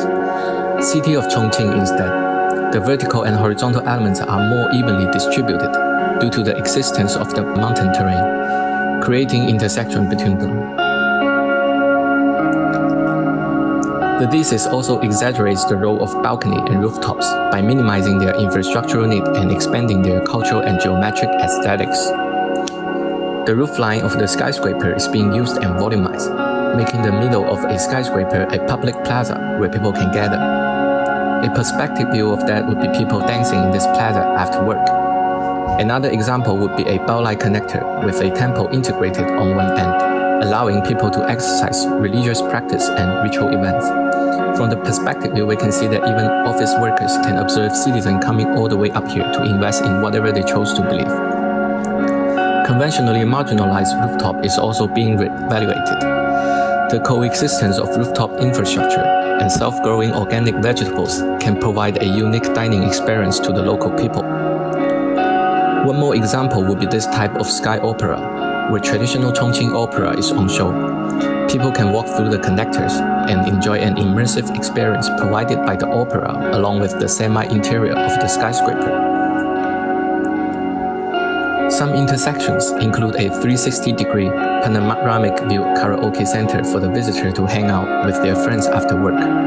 Geji show is also provided here, where female singers present their performance to the invited guests. Hanging tea house just outside of skyscraper's glazing is also a rest and relax platform for citizens of Chongqing to appreciate traditional Chinese tea. Masonry bricks along with polished concrete flooring in an outside atmosphere is challenging the conventionally enclosed, damp and dark environment of traditional tea house. Light rail occasionally pass through residentials, forcing the train waiting lobby to be in the middle instead at the bottom ground. The middle is the new ground now, since its orientation is no longer flat, and now it has a third dimension, elevation. Sometimes connectors going through a skyscraper will have significant impact on it, by not only creating a mid-air balcony as a pause to the circulation, but also continuing the path originated from the mountain. In these perspective views, we start to see the lobby of skyscraper is not at the bottom ground. Public activities are now concentrated here.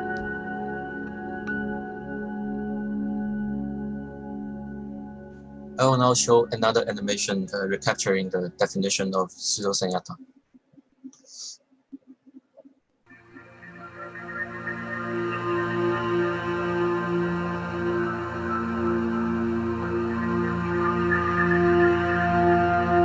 As we are looking at this, whichever part of the city it might be at this moment, do you mind sharing some thoughts about this so-called pseudo-senyata? What does it mean exactly? Well, I can't give you an exact answer, but if I may, the literal sense of it is quite simple. As you might have noticed, the name is giving it away. Fake emptiness. So basically, fullness. Is that what you would call it? No, not precisely. Taking the antonym of it will not fully disclose the term.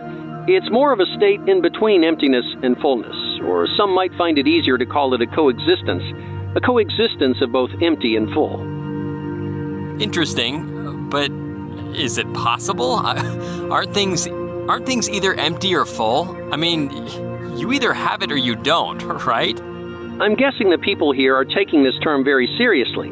To understand it, we might have to broaden the term a bit. To me, emptiness is something that's lacking individual elements within the thing itself, whereas fullness is the overflow of these elements.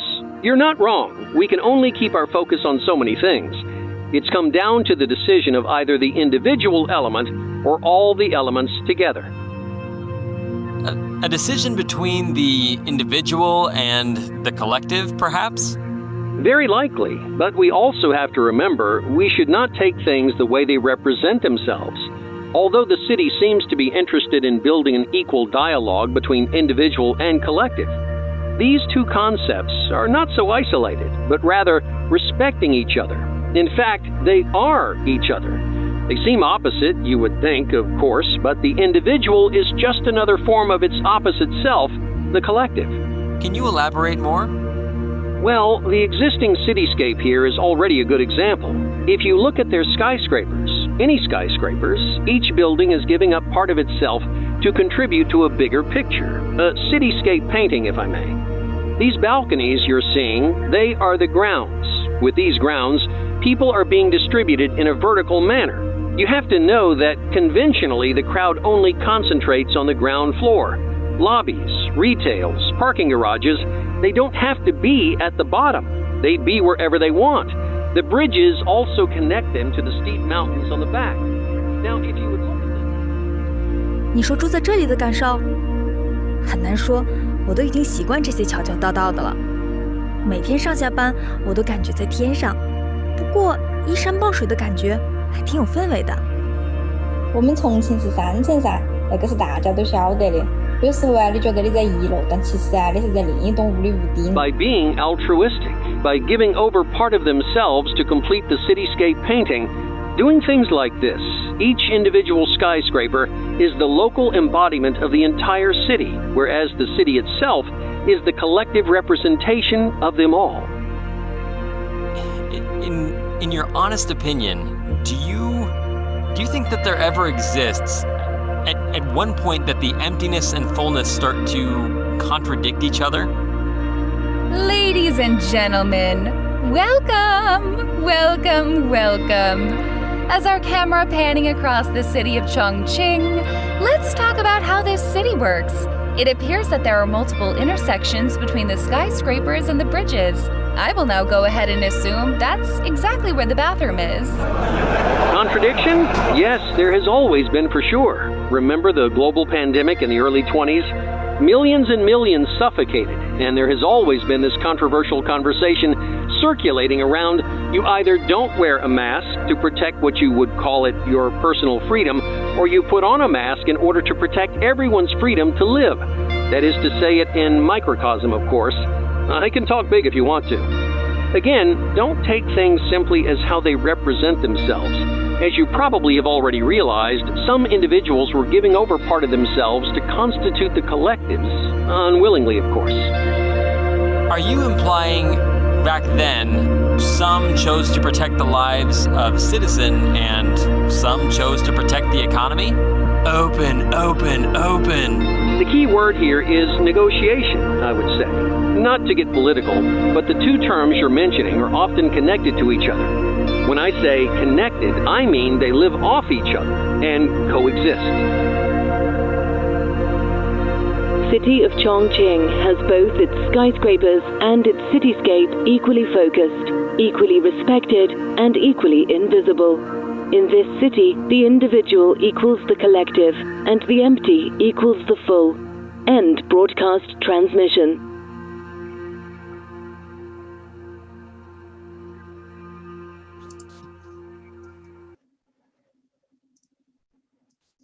I'll now go ahead and show some drawings and look them.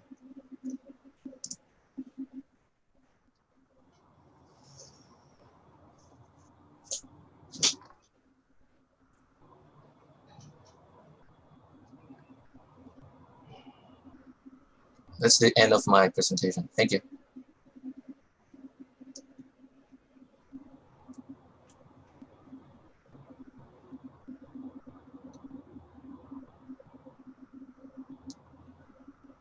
Okay, maybe I'll start by saying that I love about 90% or 85% of the presentation.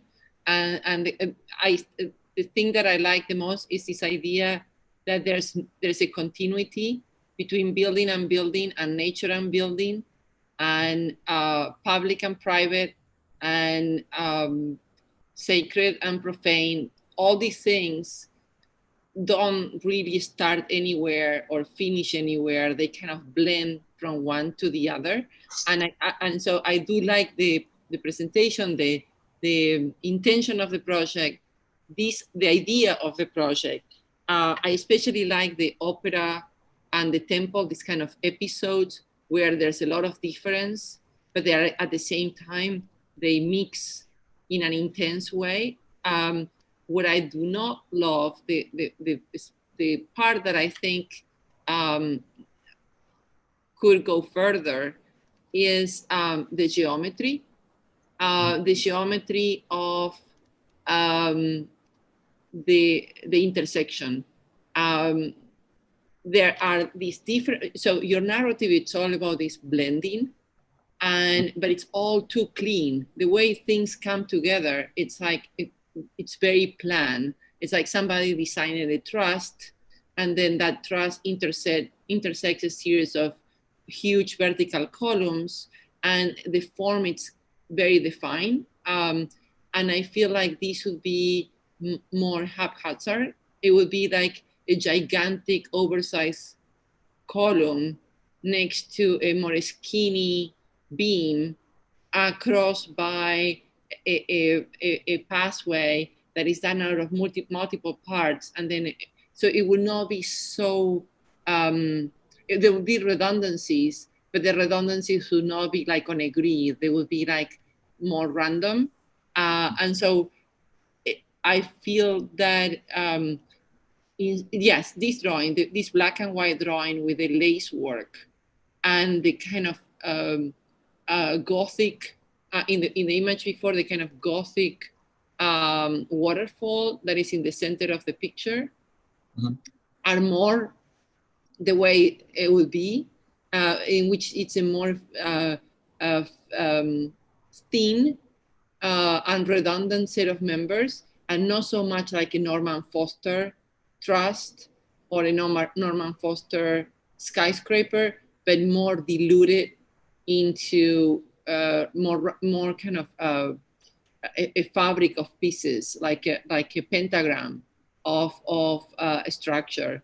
And so these drawings, not this one, but some of the drawings have more of the spirit. This drawing have more of the spirit than, and this not that I'm looking for. But in general, I really like the way you're thinking about the future of the city and the kind of endlessness of nature and building. Yeah, I'll add on to that, kind of sort of second that thought. I like the concept a lot about sort of the merging of nature and the city sort of into one assemblage, and sort of really playing with the different levels of ground planes, and sort of, you know, the ground floor could be in the middle of the building, and all those sorts of things were kind of powerful ideas. And I think, to me, where it's the strongest, or where you represented the strongest, is sort of in that example of the ballet and of the church, or of the temple, sort of being attached or integrated into the building design. And I think, to me, I think that's what's most powerful about it, because to me, I don't think a city is homogeneous. It's an assemblage of lots of different pieces, and sometimes the way those pieces come together don't form right angles and don't sort of have the same materials and all those sorts of things. And so where you have sort of a grid that everything sort of attaches to, it starts to lose me a little bit. I think in the second video, you had there was a statement that said the individual becomes the collective. And I don't know if I agree that a city is a collective. It's an assemblage of lots of different things, but it's not one collective thing at the end of the day. And I think the representation in there, and this is I think sort of a common thing in a lot of sort of architecture and urbanism projects, but the representation reflects one hand kind of across the entire sort of project, whereas, you know, the temple and the ballet become these different elements that become in there. So I would have liked to see more of those sort of instances, but the concept itself is really strong. Just kind of like to see different hands or different sort of amalgamation of pieces kind of coming together in there. It's I think it's another very, very strong presentation. So congratulations on that. What I think this is about, and maybe, because there's a lot here, right? There's a lot of content, I feel like, with your presentation. But this city exists almost like as a normal city that happens to be living in a really strange environment. And that strange environment has to do with topography. And so the intersection of otherwise normal and ordinary things that we might find in any city, a high rise or a temple or a plaza or whatever, finds itself juxtaposed to like a section which it is not used to. So then the top of a high rise becomes like the ground floor, for example, or the gas station ends up being like on grade, but also on the top of another building, which is like pretty amazing, I have to say. And what your thesis is attempting to do is to extract more of those properties more universally throughout. So it's not only the incidental where the normative or the, the more regular building is intersected by the mountain, whether people has been terming as like the natural aspect of the scheme, the natural landscape. You're actually like trying to pull that topography through the city, through the scaffold, or this is how I understand the project. I think what the power of finding some, like defamiliarizing something because of its context, the situation, the temple that's like protruding out of the side of a building or the gas station on top of the building and that kind of thing is really, really powerful, but it's already happening. And so the question is, okay, well, how do you use that as a driver to create more of that throughout the city? So the whole city really becomes a series of these intersections. And I agree with both Lance and Galia, which is that I'm not sure the scaffolding is the best way to do it. I see that you're taking planes at different heights, right, and literally pushing them through the rest of the city. But I do appreciate that you're trying to find something which is neither just like your ordinary high-rise, your ordinary building, and the landscape and bringing them together. But you're trying to find as a third term, right? What is this other thing that allows for this like weird juxtaposition to happen? And in your case, it's that scaffold. So I don't think the scaffold's far off, I have to be honest, but it just doesn't feel yet maybe fully developed enough, potentially. Feels a little bit like a skeleton still, And then I think this is a really great drawing, the one we're looking at right now, this taxonomy of intersection. Mm-hmm. I think this is one of like your really strong drawings. And then can you flip through a little bit? That's also a great drawing. I mean, all these drawings are really great actually, but keep going. This one. This is, no, back one. I think there's a little bit of a lag. Yeah, this one. This is, I think, kind of the heart of your thesis project, which is taking the lines of topography and bringing them all the way through, almost those like physicalized contour lines in a sense. Working together with if we took that away, it just feels like, I don't know, Houston or New York or whatever, Shanghai, some other city with a bunch of towers in it. But it's like the stacking together and the stacking up, which is so powerful. And is there another way of doing that? What are more ways of doing that? Maybe more with surface and not just lines? Potentially. Sorry, Michael, did I interrupt you? I thought you were done, so I'm done now. But I did agree with you, Lisa, that this is a compelling image, and for me, when I saw it, it made me think of Cedric Price and the Fun Palace, mm-hmm. where I think there's an attempt at taking, let's say, a building and making it have the kind of social condenser qualities of like an urban kind of, I don't know, beehive or whatever. And here, what's peculiar is that the language of the Fun Palace is being scaled up to the scale of a city. And so it's almost like an inversion where one would expect, like, if Price was making a miniaturized city here, we're kind of miniaturizing the city and putting it inside of a building. And I guess for me, that inversion is interesting at the scale, I suppose, of the detail.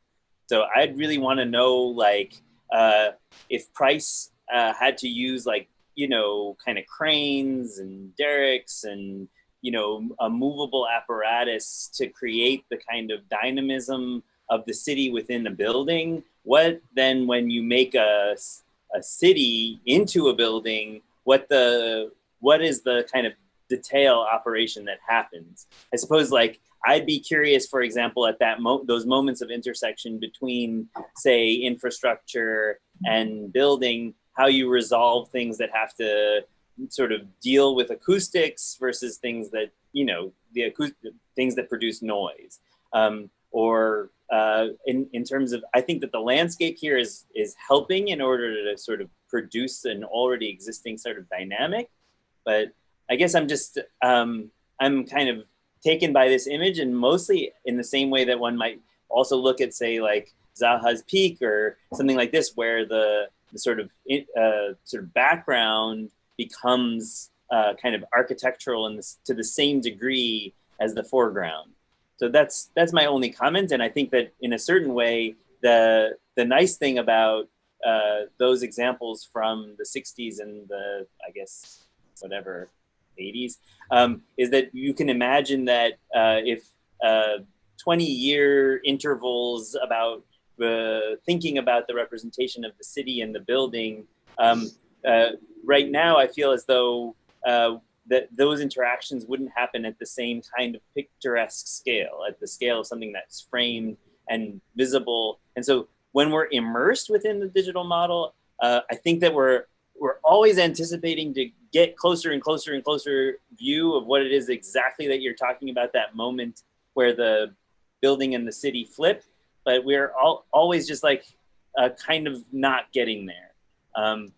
That's comment basically number one. Is a negative one, but I want to say a positive thing too. Putting you in a positive genealogy, but also with a negative, critical comment at the end. But then I want to also say one positive thing, which is the moment I found really kind of interesting in the filmic experience was the voiceover, especially towards the end of the video, where there are these two kind of sort of very American kind of talking head voices. One sounded like Todd Gannon. Like, what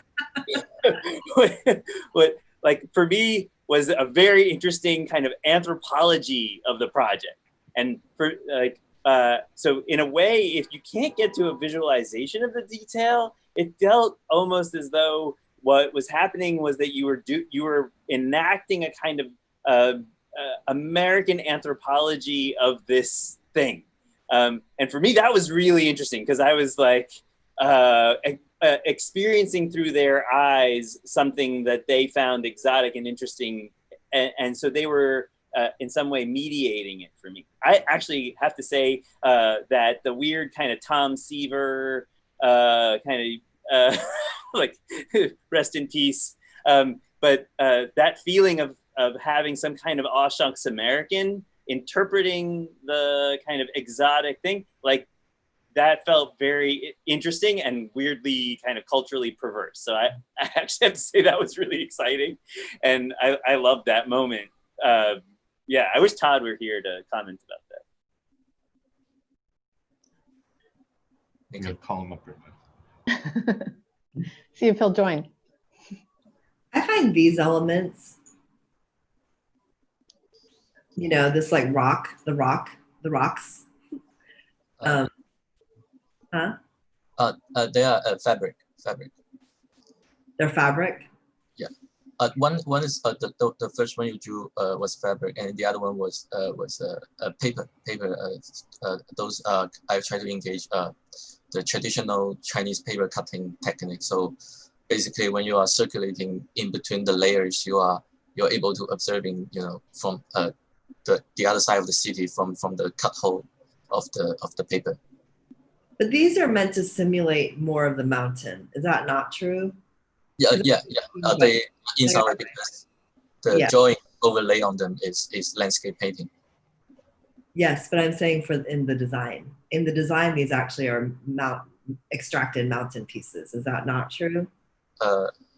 You can think it as abstract form of the landscape behind. Yeah. I find that to be like hugely successful. You know, I think without that, we just get like the city with the hill behind. But it's by recreating and abstracting the mountain in these moments, in this, which is like a Chinese landscape painting because it's layered back, right? It's like the ISO, not the perspectival one, although this might be perspectival, but is what creates a surreal aspect to your project, which I find to be one of the most successful parts of it. As I look at this one image, I absolutely see the need to have these horizontal pieces come across. But if you go to the next image, which is what Galia very, precisely noted, is it doesn't seem to hold the same kind of binding characteristic here. because it feels so just so like directly superimposed. And I wonder if there's a way of using more of your paper mache like strategy almost as an extension of that mountain in the horizontal plane also. You know, because where are those pieces in this view?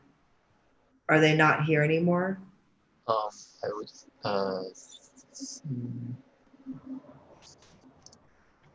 so I'll try to draw it. So there is one here.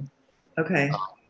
And I guess these two spaces. Yeah, and those do seem like they're working. You know, like they're working together with the idea because they're almost like buildings, but not.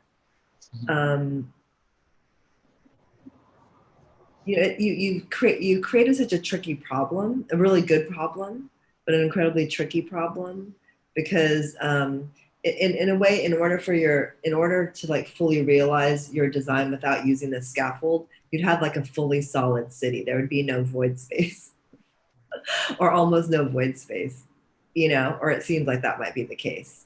And yet you obviously want something more lightweight and trellisy, and you know, you want to let light and air down into these zones.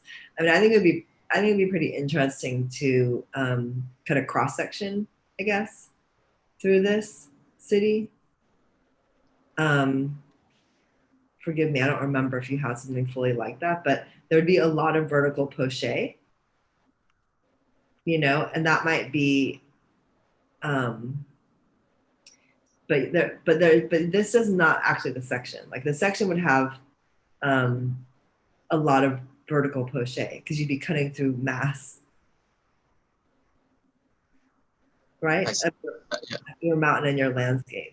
So I think that would be a pretty interesting way to start teasing out other possible solutions, I guess, for thinking about building in relationship to topography.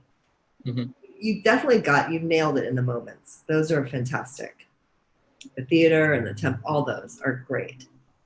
But it's at the larger urban scale. How do you want to do the same thing? I have a question. If you could go, I guess maybe I think it was 2 slides ahead. Back to that kind of overall elevation. I don't know which direction we were going here. The one before. One more. Sorry, that one. There you go. One back. Oh, sorry. Yeah. Sorry, I couldn't figure out which direction we were going. But I have a question. Just maybe I don't know if you thought about this or not. But in looking at this one, I just kind of had a question about sort of what does the actual ground level look like, and sort of how is that space occupied? You know, as a city, you know, I don't know that I dislike it, but I have a concern about, you know, in a vertical city, it also sort of communicates sort of different ideas about culture, about class, things like that. And as you've elevated certain parts, the ballet, the temple, different things like that up to the upper levels of this city, what happens at the lower level of the city? Is that sort of older? Is that sort of the foundation that everything gets built upon? Well, I'm just kind of curious if you had kind of thought about that, or what's your opinion on what's going on at that sort of true sort of lowest level at the bottom, and what does that say about sort of the culture of the city, and you know, who would live down there and all those sorts of things? So I guess in this thesis, I try to basically do my best to marginalize the functionality of the actual original ground floor, and then so that I can distribute it into vertical, into many grounds, so that it becomes the image becomes difficult to differentiate what's the actual ground because it's everywhere, and then so that the circulation can also be distributed vertically. That's my thought from the start. Yeah, I mean, I was kind of thinking about, Lisa, what you were talking about with sort of the cross section through there. Like you said, it would be just a big poche in that space. And I'm kind of like, well, what happens in that space? Do people live in that poche? You know, what goes on down there when you cut right through there? If like you said, portions of the program are marginalized, and the retail comes up to the 50th floor and the temple's on the 80th floor, all these sorts of different things. What happens down in that space? It's just a question. I don't know that you have to have an answer to it, but just sort of something I was thinking about. Maybe to add, and I think all the comments are right on the money. It's a fantastic project. Congratulations. I keep thinking one of the things I find fascinating about your presentation is the variety of repertoire of techniques of representation. Like you make it look like they're all coherent and homogeneous, but they're not. Actually, they're all speaking about very different things. And I was thinking part of the issue with the scaffolding, and I wonder, because I think to me the most interesting parts of your projects are the most subtle moments, the one that everybody keep talking about the temple, all those things, which are kind of when you show it close up, more not close ups, but we are immersed in it.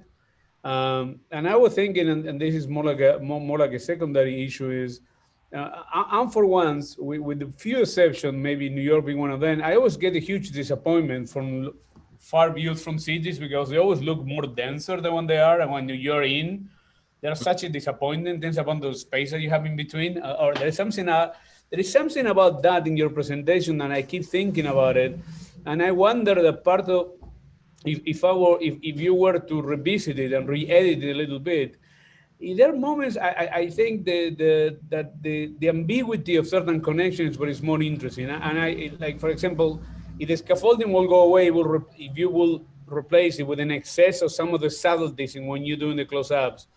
Because I think Lance and Lisa and Galia, all comments, they're very valid in the sense, because in a way, there is a moment that you have the necessity to kind of bring us back to the convention to read this as a city as we know it. And I think there's another aspect of the representation and you push away from that, and it's something else. So there is an issue in the different techniques of representation that I find interesting. And I think that maybe with Michael, I was very taken by the part of the voice off and all those things, and that which is almost like a different genre than the first part of the presentation. And there is something super smart as a presentation goes. But in terms of the coherence in the project, I don't know. It's almost like it exposes the duplicity of the project. I see the project almost. Since we're talking about city, I mean, I keep thinking of the Tale of Two Cities, of the Mark Twain, and then the Christopher Nolan reversion with the Dark Knight. But I keep thinking that your project almost telling two stories, and one is the presence when I'm immersed in the city life that they're supposed to offer. It's a different one when I start to read it as a postcard, and they're almost arguing for two different things. I'm not saying which one is better than the other one, but there is something fascinating about that duplicity, and I think that it maybe with the power of the Thesis is maybe to understand those dualities that happen when any designer works at the scale of try to control the whole operation of a city, which is different than making it in the way that it does. It's made piece by piece and so on with some planning here and there, but. There is something really, really disturbing about the way, in a good way, in the way that you set up the presentation too, which I would like to hear more about that, but I know we only have the amount of time that we have, but it's super bizarre. Like this one comes after those super elegant technical drawings, and it goes back and forth, and Chinese painting here and this other thing there, and animation and the voiceover and film techniques. It's almost like it has a little bit of everything, which maybe is a very city project because of that. Thank you, Anna. I just want to add to what Hernan was saying, that one of the things that your voiceover says twice in the first movie and in one of the last one is, we should not take things as they represent themselves. And so if you could quickly say, if we should not take things as they represent themselves, how should we take them? I guess reading things with context instead of the pure representation itself. This actually is a very broad sentence that I want to throw in the project. Apparently, literally in this project, the context physically it could be the mountain terrain, and I think other than that, the project is also trying to reflect a real world global pandemic problem. I don't know if that answers your question. Not completely. I kind of want a bit more of, in plain English, what are you telling us? What is wrong with not doubting what one sees? So I might have to, I don't want to get too political about it, but it also has to do with our real world problem. Also, I want to also touch down with, how media is telling you a story about this and about that, but like actually what's behind what the media is telling, what people want to hear, but in fact the real story behind might be something different. So in order to get a fully understanding of the thing itself, we might have to not only look at the media, but also to do further research to explore what's the overall story of basically everything. And can you take that idea from the political to the architectural?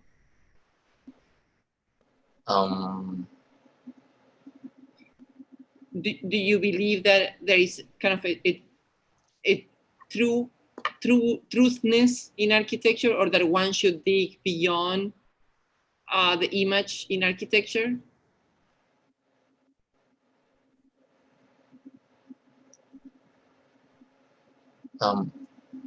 I think I'm not ready to answer that yet, but just as a reflection, I guess I want to use this architectural project as a almost like a projection or reflection onto possibly political issue, but I'm not sure if it's fully doing that yet.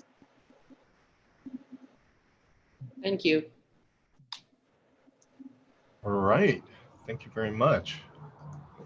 I just want to add one more thing, which is I want to comment on, I think part of the challenge of Thesis is coming up with the project. There's a thesis and then there's also the project. And I think that, and there's a project, there's also just a project, which is what I'm talking about, which is, the program and the site and all that kind of thing. They did a really good job of coming up with it because it's a really compelling, case study scenario that seems pretty difficult to find. So congratulations on that. Thank you. Great job, TAIAN. Congratulations, TAIAN. It's fantastic. Thank you. Thank you, everyone, for the feedback. Okay, Yanchen, you're next. Yeah. And I'm going to sign off, but this has been really, Good really to see you briefly, Lisa. Yeah. Thank you. Thanks, Kristy. Yeah. Bye, Hernan. Yes, I'm here. So I'm going to share my screen now.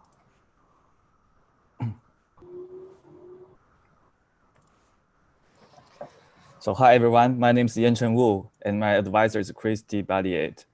So my thesis is called The Room. It is about a room and the room. It's about exposing the hidden space inside the regular room, or in other words, the room behind the room. As technology and architecture develop together, people tend to do the same thing as magicians. They hide things behind the concealing facade.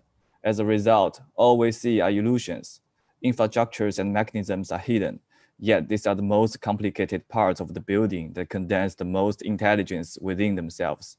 Instead of hiding, exposing the mechanisms and narratives behind is more important nowadays because people only tend to see those illusions but ignore the mechanisms behind, which is the key to the next technology development. The way I use about this exposure is the rule of optical illusions. A drawing could be decomposed into several pieces which placed at the right angle and scale and depth to make people believe it is complete. A random 3D object could also be decomposed by the same way. Those extruded space behind each original piece are the hidden space of this object. As for regular room, there will be the room behind the room. The parts include mechanisms and narratives which needs to be exposed to let people know the complexity of each simple element. So this project is under a game environment, all is fictional and is imagined. It starts at one regular room, which is just a standard student apartment room. When we stand inside this room, what we see is a facade directly contact with our eyes. But this is an illusion. There are so many things hidden behind this facade. To visualize these things, this project starts from people's viewpoint, using the rule of optical illusions. The hidden space is generated behind the facade. Such space is huge and complex. It follows the mechanisms or the narratives people maybe have with each original piece, which is the hidden part under the illusion. This room is used to represent all the other things we see in our life, like the room next to this room, or the small paper box, or the skyscraper. Everything, no matter what scale it is, it's not as simple as we think it is. Everything relates with mechanism, with context, with people, but all these are normally hidden. We need to keep thinking, keep learning about all those illusions we see. And then I got a video for this project.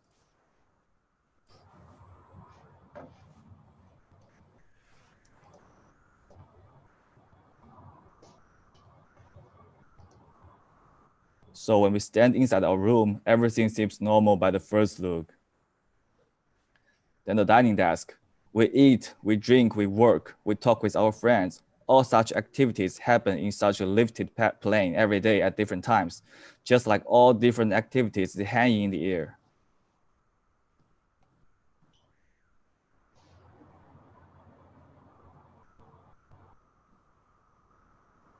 And the mirror creates a fictional world inside. They generate a feeling of disoriented and chaos. Only two-faced mirror are able to create an infinite world, and only one simple layout could create a spectacular effect.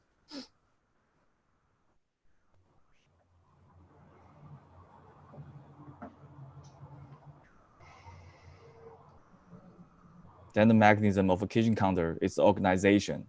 Like all drawers follow a certain grid, no matter they are pushed inside or pulled out. Those certain rules never changed.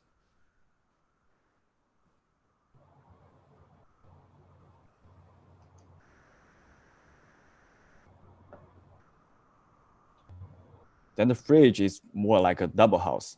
Two separate areas restore different type of food, but separation and interaction, those two things exist together. And two separated areas need this interaction to create hundreds of outcomes.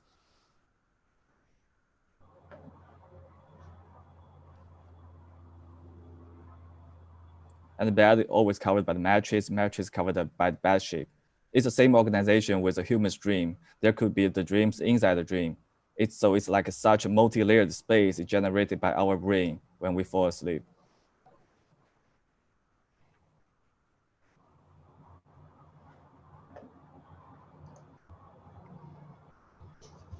A laptop just like a window of the digital world. It connects us with other windows. There were windows inside windows and inside windows. Countless windows allow us to experience the entire world.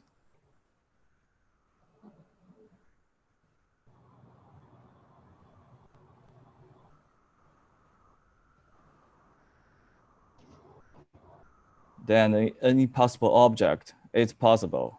A painting is not a painting, and a flat canvas could actually be a megastructure messing.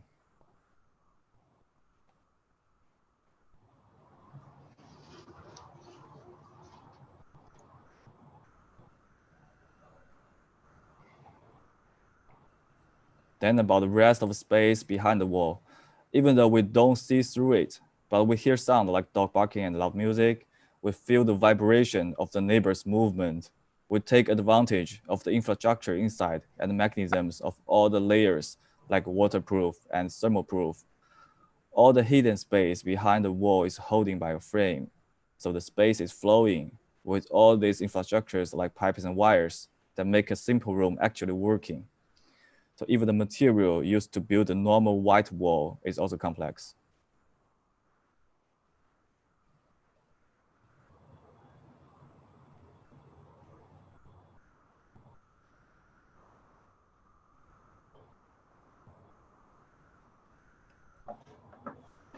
Okay, and then I'll go back here. So this project is fictional. It's a visualization of the room behind a room. and it's massive. The project offers my version of the definition of such imagined world behind the regular room. Two different people at a different time will have different imagination of the same room. The world is not as simple as it shows. It's important to see those illusions and understand how the illusions becomes an illusion. Okay, thank you. Great. Thanks, Yanchen.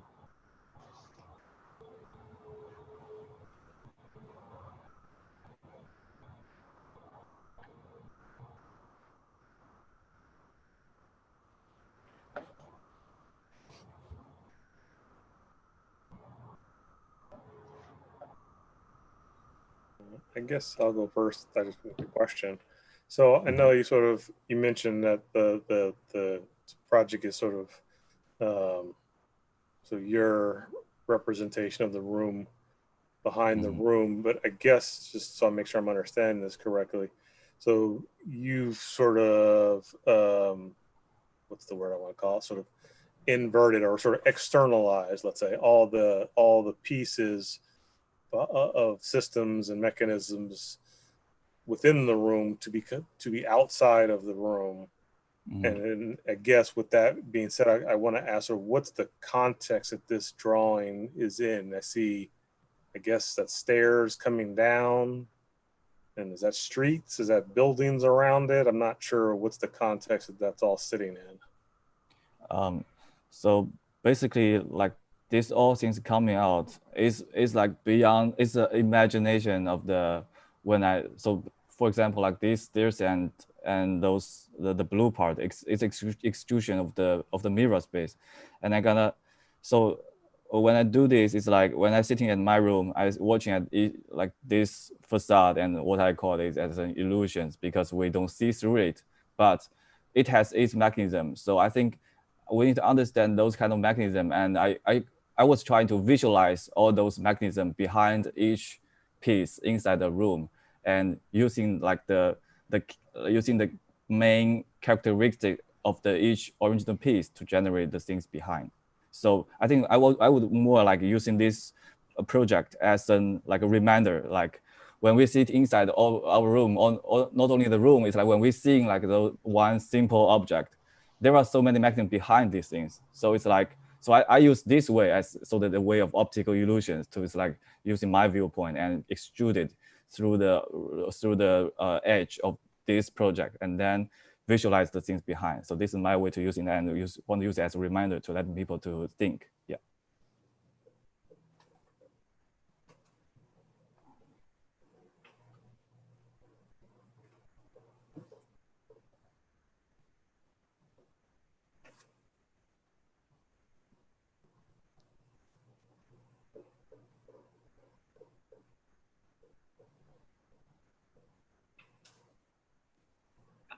There are two things that I am attracted to and I like about your project. One is the kind of infinite painting on the wall, and the other one is the kind of table that is like a mirror surface that you uncover, and I imagine that you see yourself horizontally in it, a bit like Narciso in the water, that you see yourself and kind of like and not vertically, but horizontally. So there are a couple of moments that I feel are very strong. But one of the things that I was expecting from the initial reading of the project, it's a sense of how the room ties into the body, like how basically our rooms are a kind of outer skin that has our temperature, our colors, our, all these things that are kind of almost biospheres. And what I don't see, what kind of I feel like the project could do better is a more contemporary understanding of materials. It's a little bit more, the aesthetics is a little bit modern, like modern as in 1960s, 1950s, Italian modern, where, it's kind of like a plastic extrusion and things like that. And I would like it to be more contemporary materiality, like a demolition site, a dump, a new building, a kind of like all these new materials that are really not what they seem. You know, I'm still hung up from the previous discussion. It's like as somebody that deals with interiors and exterior, one of the things that has grown tremendously in the last 10 years is interior materials, because you can cut stone so thin now with diamond blades that you can have a marble layer room, actual marble, but it's so thin that it's actually, it's almost like paper. And so when you were talking about the room, I was expecting that kind of richness of skins and surfaces. And then what you're talking about, that when you demolish a room, it really is like a body. You see all these cables and pipes and ducts, and it's very much like if you were operating into an old person body in a way, and they deform and they, you know, and they sag. And so I'm missing that kind of ultra reality, more contemporary reality in the room. Okay, thank you.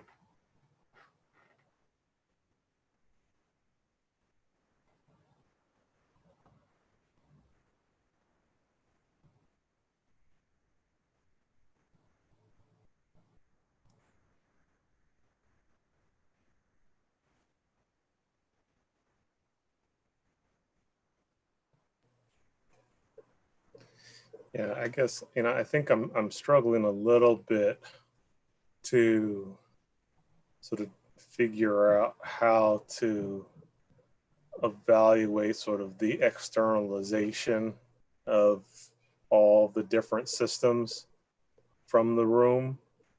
You know, I think I like all the pieces individually, like each element, as you kind of showed in the video, and even in this drawing, sort of makes sense about, okay, we're going to extrude the mirror, turns into this long staircase, and, you know, the table turns to this element, and the computer, the laptop turns to the next element. Each piece in and of itself, I think, makes sense. I see the sort of the process that you followed in creating all those. I guess I'm not fully understanding how they all come back together in this shape to create what? Is it just an assemblage of all these pieces just sort of laid out on a table sort of to look at, or do they create a new type of space or a new understanding of this room based on now their fully exposed extrude itself? I'm not sure what the statement is that you want to make about showing us sort of the insides of the body. For example, as Galia said, you kind of turned everything inside out and said, hey, take a look. Now, what is it you wanted us to kind of learn about seeing the inside of the body by doing that? I guess I'm not quite sure what you want us to know by doing that.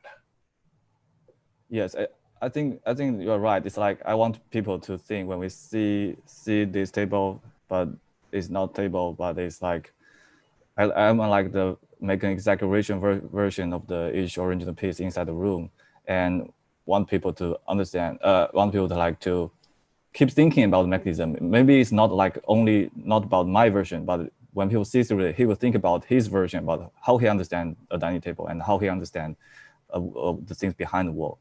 That's what I want to do. Yeah.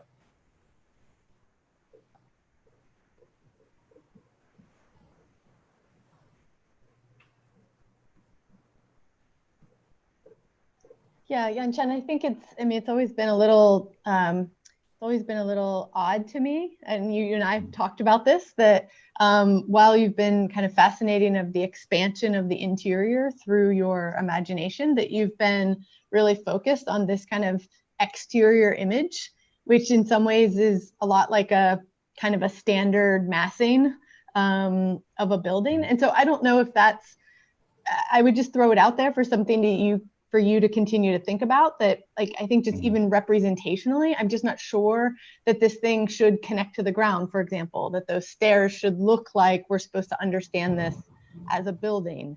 That I think it's more to me, I don't know, I was just recently reading Beatrice Colomina's text on the interior, when she really goes through Los's interior, and it's like that mirror, maybe similar to what Galia is saying, you know, that mirror might have the qualities of the mirror, and it might be adjacent to a particular type of wall color or a painting. And that those two things together would kind of confuse or make an illusion about, you know, what is beyond, what is actually here. So, I mean, I think the premise has always been very, you know, interesting. I think it certainly is probably a thesis that comes out of a student who's been sitting in their student room since March and trying to think about their architectural imagination as a way to expand the environment that they reside in. So I think all of those ambitions make a lot of sense, and I think have, you know, a thesis in them. But I really would encourage you, Yanchen, as you move forward, I think you still need to maybe ask bigger questions of yourself, and sort of acknowledge that I think you have those questions, but I think how people are seeing it right now, I'm not sure they're fully matching up yet. And, you know, that happens. And I think I think a thesis is something that you continue to work on. You're going to continue to be in many rooms. And I think just this question that Lance asked of like, yeah, but what am I, once you show it to me, what am I supposed to think? I think it has to be more than, I just want you to go back and see your table and imagine your own space. I think there has to be more to it than that, because otherwise I think it's too personal. Okay, thank you. Yeah, I've seen this one in earlier versions as well, and I had a slightly different feel about it than I guess the general group, but I don't know to what degree I'm reading it in.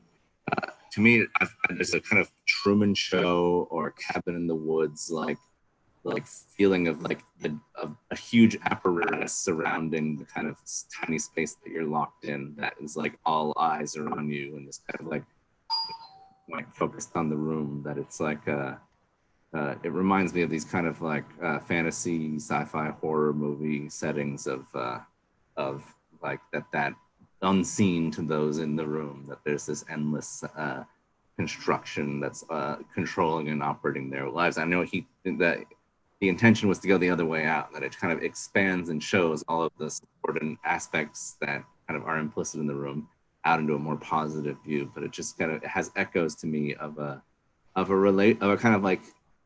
fantasy version of a spatial relationship of a kind of extension and support structures that's concealed by the kind of conventions of the part of the room that we're supposed to experience. Kind of like how our awareness of the world is always this tiny fraction of what our senses are taking in, because we can't understand it all at once. And so to me, there was always this kind of like conceptual project where it didn't really matter that much what the aesthetic representation was. It was kind of free whimsy, because the general point of like exploding through a kind of like architectural representation, this super enclosed Titan like ordinary like room, that it had something more in it than that. I don't know that it ever kind of clarified to the level of like an actual like thesis in that sense, of like a verbally argued thesis. But I think that to me, that I could always feel like there was one in there, like in the way that it's sort of like the explosion of all the structure around the thing kind of conceals the thing itself. I feel like that, like if we could only see that room, we would know the actual way to phrase the thesis that's inside. Thank you, Eric. Okay, if there aren't any more comments, thank you, Yanchen. Okay, thank you, everyone. Appreciate that. Okay, thank you, Yanchen. Ready Yanchen. for our final project. Okay, we're joined by Erica Noyu, teaches here at SCI-Arc, and also Casey. Oh, Casey Ream's here. Okay, thanks for joining us, Casey. He's head of our architectural technologies program. Okay, Caleb, it's your turn. All right, I'll share my screen.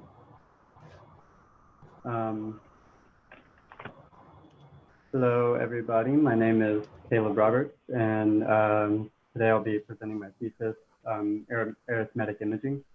So this thesis is an exploration of arithmetic procedures in the production of images, and it's an attempt to escape some of the over-reliance on subjectivity and subjective judgments that we make when we're producing images.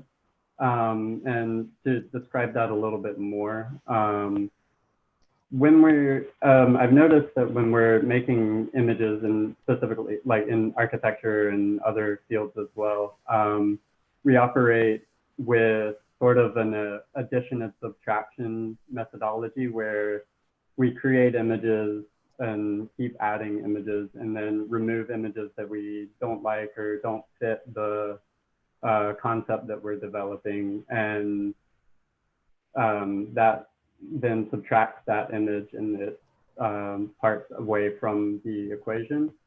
And instead, I'm looking at methods of image production that rely on multiplication and division instead, so that no image, no part of the equation is removed or left out, and results in a multiplication and organization of all of the parts that are created within the system. So the first part of the thesis is a deep dive into proxy rendering techniques. And in a nutshell, proxy rendering is a concept within 3D rendering softwares, which allows you to multiply and scatter numerous 3D elements throughout a scene in extremely large quantities that you wouldn't be able to otherwise with more traditional modeling techniques.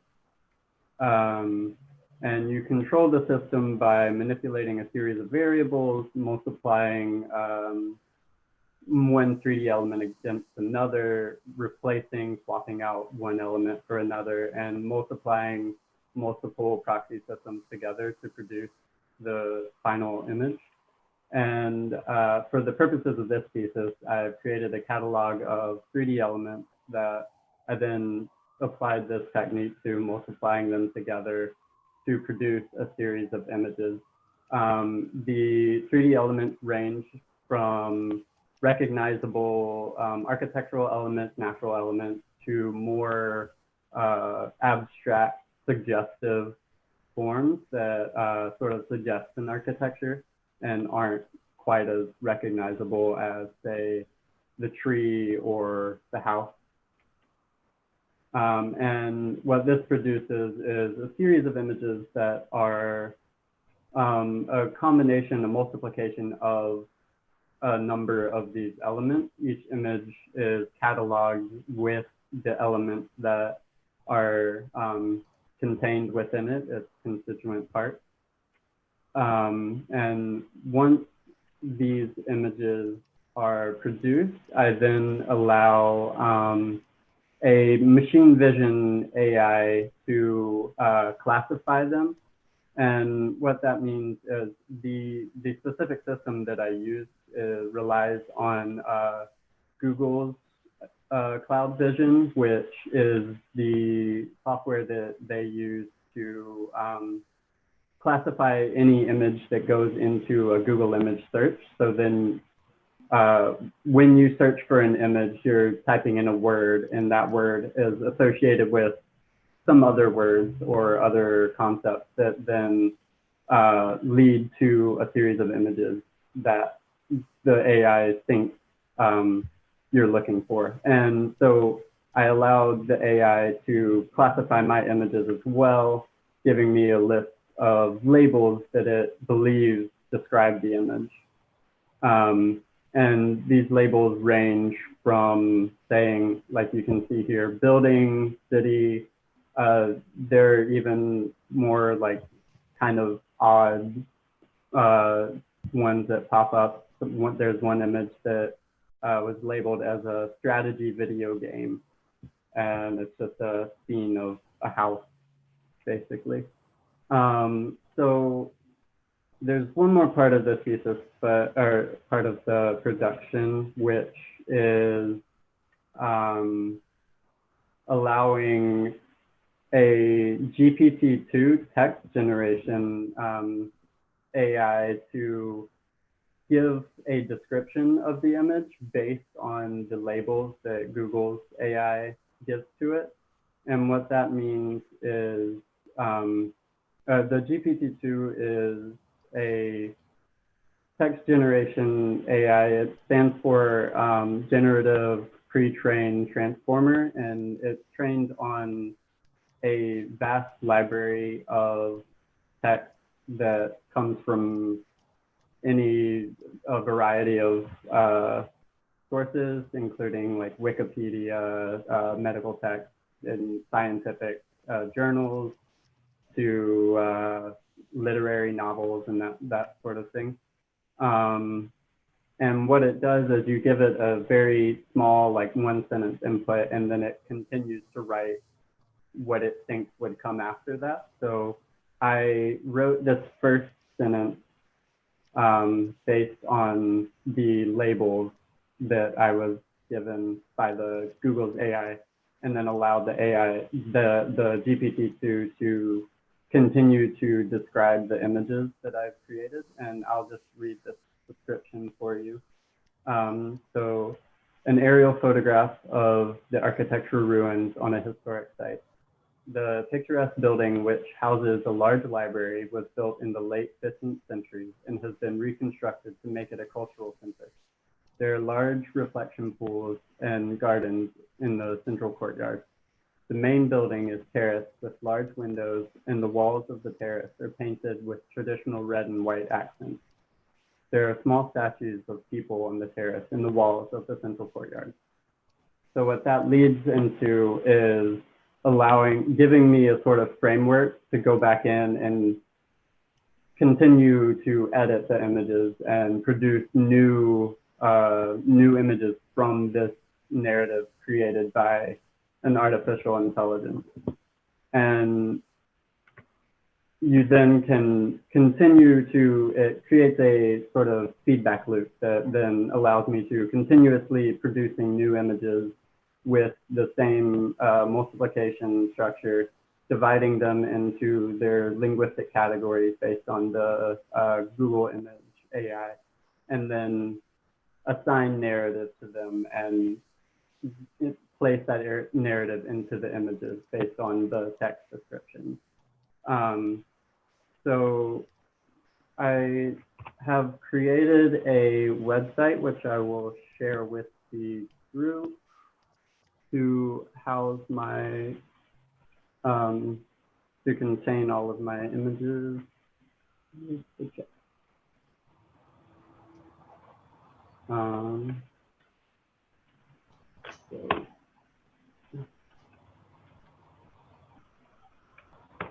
Okay, so I've placed the link to my website in the chat, and I'll just give you a brief walkthrough of how it's organized.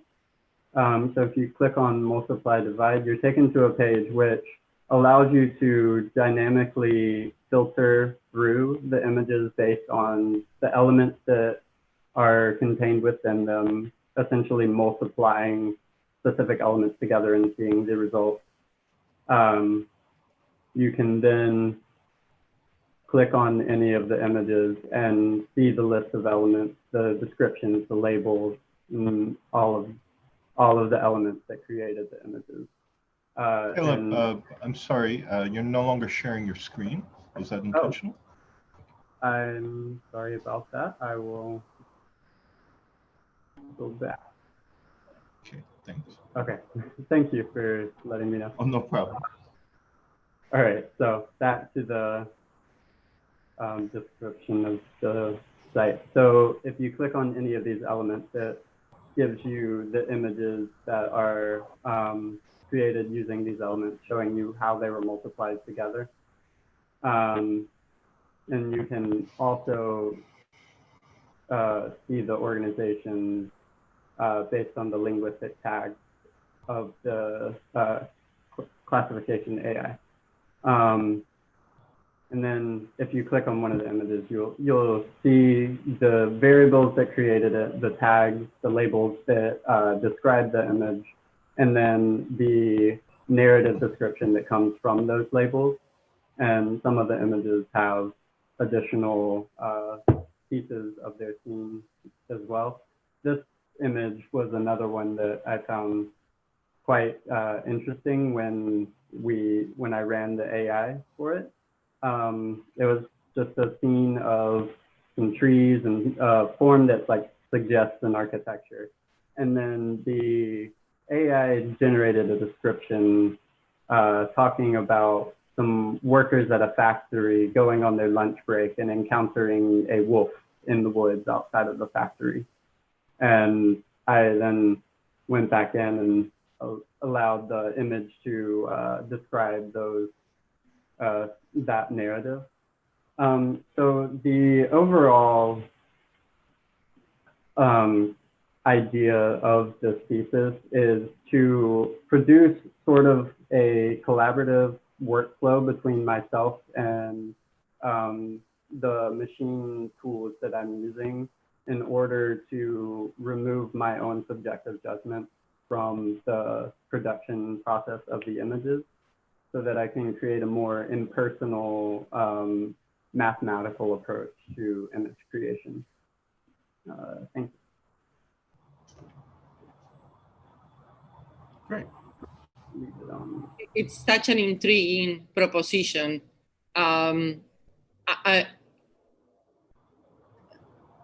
I want to discuss this idea that what you're producing is a mathematical model. I think it's a cultural model, not a mathematical one. And I think the reason why I think that is, or let me give you a parallel. Today, I was in a conversation in a lecture about site and history, about Columbia University history of the site, how it went from the Lenape Indians to plantations to kind of agriculture to then become an insane asylum in the 1800s, and then was bought by Columbia. And then one of the concepts that there were a couple of concepts being discussed: gentrification and best and highest use. And many times when those concepts are discussed, they are discussed as economic things, mathematical things. But the panel was also about the erasure of the relationship of Columbia with the slavery. And so the other vision that was shared was how the site was blanked, was, things were removed in order to create this idea of progress. And so the sense that the math that goes into the making of a landscape, the man-made landscape, is math. I would like to call that into question. I think I'm fascinated by the issues that you bring up. These kind of these cultural mathematical algorithm connections. But I would say that what it does is it takes the cultural common denominators and reassemble them. So it translates our culture into a numerical platform, but it gives us back the future of our culture. I think it just furthers our culture. And I think that it would be very interesting to pair you with a cultural historian or an economist and see, concepts of economical concepts. How do they play out in your scenarios? Whether these are utopian, dystopian, pro-nature, against nature, redefining nature, redefining building. And I also like your starting point, how your starting point has a morphology that goes from building to creatures, from building to plants. So I'm very intrigued by this proposal. I'm very curious about what does this say about architecture, and actually the assumption that that economy is math culture.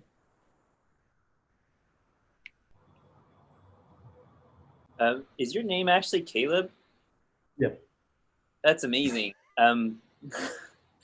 Because you probably know why I'm asking, right? I have no idea. I don't know. This summer, I had an encounter. It was a one-directional one in which I was experiencing Caleb, not you, but Caleb Kane. I don't know if you listened to that podcast, The Rabbit Hole. Oh. Right. I thought maybe you changed your name to Caleb because that's an impressive and strange coincidence. Did you listen to it at all? I haven't, but I guess I'll have to. Oh my God. So it is. I'll send it to you. An amazing coincidence. So the Daily ran one of the episodes of this sub-daily called The Rabbit Hole, which, by the way, this is why actually when I click on a YouTube link, I'm always interested to see like what it's throwing me into, is partially because of Caleb Kane, which is that he experienced an AI that fundamentally changed his politics. He had voted for Obama in 2008, and by 2016 or 15 actually, and I'll get to the point here, Caleb. So you, but by 2015 he was an alt. Not that I'm saying this is about you, but he was an alt-right YouTuber. So what's amazing about Caleb Kane is that he kept his YouTube history. So what's really amazing about The Rabbit Hole is that they found his YouTube history, all of what he watched for those years from 2008 to 15. And they said, well, if you can follow someone's YouTube history, you can begin to see how the algorithm, and here's to Galia's point about mathematics, right? Like how the algorithm is determining our subjectivity, right? That is so perfect. That is so perfect. I can't. So what happens is that I think Caleb, interestingly enough, Caleb Roberts is in an experiment, a kind of rabbit hole experiment of his own making, where he has put himself inside his own algorithm. Where, as you said, and this is beautifully, and the way you constructed the feedback loop is so brilliant, right? So that the AI is telling you how to act, right? And yet you have some moderate amount of agency, but you defer it for the sake of what you call maybe objectivity or whatever, so that you can push the kind of algorithmic logic farther, just to see where that gets you. What's interesting is that the politics of the image is completely alien to us, right? For the most part, looking on your screen and all this stuff, and that the politics of the caption is equally alien to us, right? Meaning that you found a subjectivity, and interestingly, it sort of is yours, but it's been mathematicized, right? And so in some respects, like you neither are you, right? Because you are the algorithm, but also you are also kind of infecting the algorithm with your subjectivity. And so there's an interesting, I mean, for me, it's exactly the same narrative as Caleb Kane, but inverted, right? where instead of us finding somebody who was an Obama voter who ends up becoming an alt-right, what you see is the transformation of the algorithm through your subjectivity. So you are the AI that's changing that AI. It's just like a weird, like, it's a very fascinating inversion, right? Instead of thinking about, and what's so amazing about the Caleb Cain story is that what is the internet doing to us? One can ask, what are we doing to the internet, right? And that's an interesting inversion that we've not thought about yet, right? Because the algorithm is feeding our desire, as they say, to radicalize our ideology, but maybe we're radicalizing the algorithm.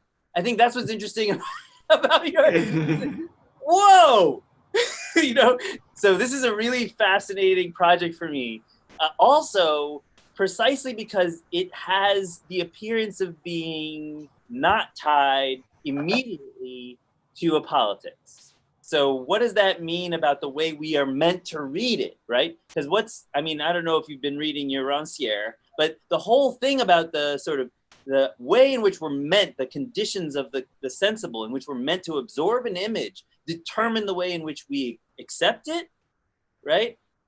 Yours is like an anti-Rancière. And so there's a really interesting kind of counter-politics to this. And I actually think this is a nice critique. I've not thought about it until seeing your project, and I'm fascinated by it.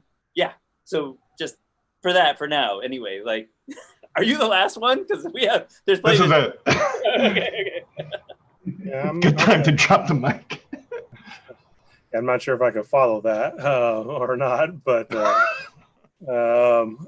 and I'm gonna sort of simultaneously agree and disagree with Michael a little bit. I think you're right about sort of the subjectivity informing the AI at a certain level in there. But I guess that's also kind of my critique a little bit as well, because what you kind of ended with is, remove the subject judgment from the creation of the images. And especially when it comes to sort of creating architecture, I don't think you can remove that subject judgment. I think you're sort of prove your own point that you have put it back into the equation in there. And to kind of maybe simplify that a little bit, I keep thinking about, what if you started with a wholly different set of keywords or images? What's the end result come out of it? I think I followed your process of working through each one of these steps, but it's also biased by the keywords that you started with and the key images that you started with as well too. If you switch all that out into something else, what do you get? And do you get a different type of architecture out of there? Do you get, something else, or do you get the same thing at the end? I don't know the answer to that question, but I'm kind of curious because I don't truly believe that it's possible to remove all subjectivity out of this. Michael, to your point, whoever writes the algorithm for YouTube or for whatever is implicitly, putting their own opinion into that, formula somehow, some way. So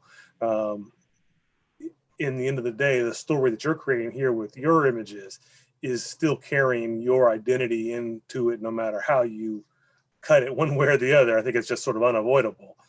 So that's, like I said, it's just my question is sort of the going back to my sort of baseline question is, if you changed out wholly all the sort of the keywords and images, what do you get at the end of the day? Do you get the same thing, or do you get something different, or what does that algorithm result in? If you kind of change all the inputs. Such an incredibly interesting discussion. I'm so glad this is really building up here. Lance, I think your point is really an amazing one, because there is because of the way the technology is defined, whatever past lived experiences we've recorded, that ends up constituting data that is like the kind of soil from which we build these new models. So the entire intention is to disaggregate that data, like that is remove the interpretations that have been applied to that data as it's passed into this new format, which is the neural network. But then even so, that disaggregation is never complete, because as we're looking at the outputs of things like GPT-2, it's sometimes exhibiting weird biases that is undeniable. And so the idea that instead of continuing to be freaked out that the AI overload is inevitable, that there is some other kind of route by which we could defamiliarize the algorithm. That is, we could get in there and start messing it up in other ways, I think implies some interesting, like, coming politics of humans with the non-human here. So, like, I think it's important for that to be stated, that it is not unbiased as it is, even though in principle it should be. And so, like, what will it take, to I guess dissolve out some of the previous lived experiences that have negative effects relative to our ambitions. So I know I think I'm also teeing it up for you a little bit, Casey, because I know, like, you might have a different perspective on this, Yeah, I mean, I really love the project, and maybe for some, like, on the surface, more banal reasons, and you guys love the project or are interested in the project. But like, kind of along these lines, a little bit to the comment about, impacting the algorithm and as you're using it, the type of model that he's working with. And I'm kind of curious, like, how much more or less interesting this project would be with GPT-3, because the kind of ambition of both GPT-2 and then 3, which is essentially the same algorithm, just with an even more vaster data set, is there's orders of magnitude beyond. Actually. Yeah, but there's a kind of, and we could argue maybe if it's a misguided attempt to try to make the potential set of linguistic features in the machine so vast that all the kind of, and effectively all possible realities of kind of word combination and description could be combined within it. Like with GPT-2, I think one of the things that's happening here with Caleb's project, and it's, to me, like something that's become a productive tool for him, is he's hitting the kind of limitations on that training set by putting things in that and that are producing sets of keywords that the network is not used to responding to. And I think the kind of fundamental thing here at Caleb's project, in relationship to kind of automating certain aspects of the design process, which in this case is really just the kind of rewording of the description of the images that can then be used to drive additional kind of design decisions, is the, what are the appropriate forms of representation for architectural design for these types of machines. And what I really like about this is I think the kind of abstracting or going through the step of working through a semantic description of the architecture allows for a kind of abstraction or differencing away from the kind of inductive stagnation problem that I think a lot of the kind of image and voxel driven stuff that we've been pursuing, which are in a lot of ways really brute force attempts to, and again, a kind of misguided way, like represent the architecture through like a fully detailed stack of like every, chunk of pixel or every chunk of atom, rather than the semantic translation, which in any description of architecture is always going to be carrying with it like a variety of interpretations or reinterpretations back into the form. And I think that this kind of critical step in Caleb's process is really beautiful because it's on a mathematical level, like incredibly efficient in terms of hitting the limits on what these like kind of energy intensive machines can produce or understand, but also allowing for a dialogue with him as a designer that's less maybe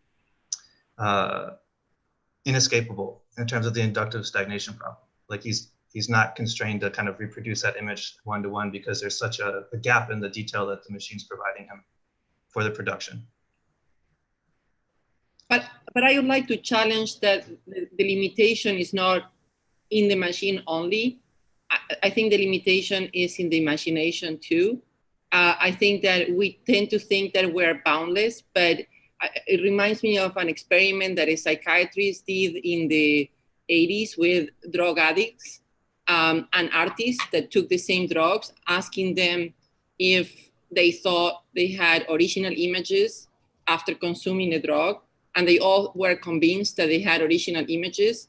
And when the descriptions were, when each person described what they were seeing and what they were feeling, it was actually the exact same image, these kind of worms and, like LSD would do this. And so that the mind, the imagination may have a codifiable finite set of images, and the limitation may not be just of the machine or of the language or of the combination, but actual a limitation of the imagination, which would be sad. And I would not necessarily propose that, but I propose it as a question. I would not, yeah, like I think what I was not trying to suggest that the human author was somehow limitless. I think what we're looking at is collaborations between entities with different sets of limits, and those misalignments of limits is what's the productive thing here in terms of the generative process. I have a deeply low opinion of human cognition, which David knows. Made clear numerous times. But I want to return, actually, I feel like Galia has exposed something about consciousness that I think we've all dreaded acknowledging. And it's something to Lance's point earlier about judgment. We've always thought, right, that there was something uniquely human about that. And what's quite I don't know if I feel liberated or imprisoned, but what's quite nice is the idea that, oh no, judgment is automated in as much as problem. Yeah, we can automate judgment, and in some respects, then if that's what you thought was human, right? Think again. And perhaps then that I love that Galia's story, by the way, of the sort of kind of the idea that the Timothy Leary types were liberating themselves on LSD, but in fact were imprisoning themselves within a predictable algorithm, right? Mm-hmm. That they had a chemical formula that instead of making them think, made them not think. And therefore judgment was denied to them through their idea that they were receiving freedom, right? That is the exact inversion that I think Caleb is entering into here, right? Which is that, in fact, you think you're more liberated than the AI, but the AI keeps showing you that your judgments are biased, and it is biased in a different way that you can't know. So the word I don't like here is collaboration, because that's not what we're talking about. I'm done with that. So I think what's interesting is it feels like a faculty meeting with your AIs, right? So my feeling is like every time I go to a faculty meeting, I'm like, how did you come up with that, right? Like, how did you think of that? That's so wrong. Like, like, are you crazy? But it turns out they're just a different AI. And, so my thinking is that this is not collaboration. This is agonism, right? Agonism. And what's nice about it is that agonism is not the agreement or the capacity to share values upon which you deliberate, but it's exactly the conflict on values themselves. And I have to say, every faculty meeting I've ever been to has been this. We don't agree about anything. So I feel as though maybe that's how we're shifting a conversation which used to be this sort of utopian idea about humans and then machines. No, that we're experiencing a kind of multi-judgment system, of a multicultural system that we have to negotiate and frankly politicize, and somebody will win. And that's so in faculty meetings I almost never win, but but at least I fight. So yeah, not when you come off like that. There's nothing more interesting in conversational academic that you take the whole scope of artificial intelligence and make it about faculty meetings. But I think it's an interesting take, and I really love the story, Galia. I think it's a great one. But one thing it keeps resonating to me, and sorry I missed part of your presentation, Caleb, but I think I've seen it over the semester enough time to know what it's about. But I think something that what Lance was talking about, one of the things is, it fascinates me about this idea is not that the subjectivity will go away, it's that you can create an infinite amount of subjectivity. And as such, then it becomes something else. Then it becomes something else because it is about, I mean, then you start to have subjectivity of the subjectivity. And that's what I don't know what you do. So to me, I think that the next iteration of this, Caleb, if you were to keep working on this, is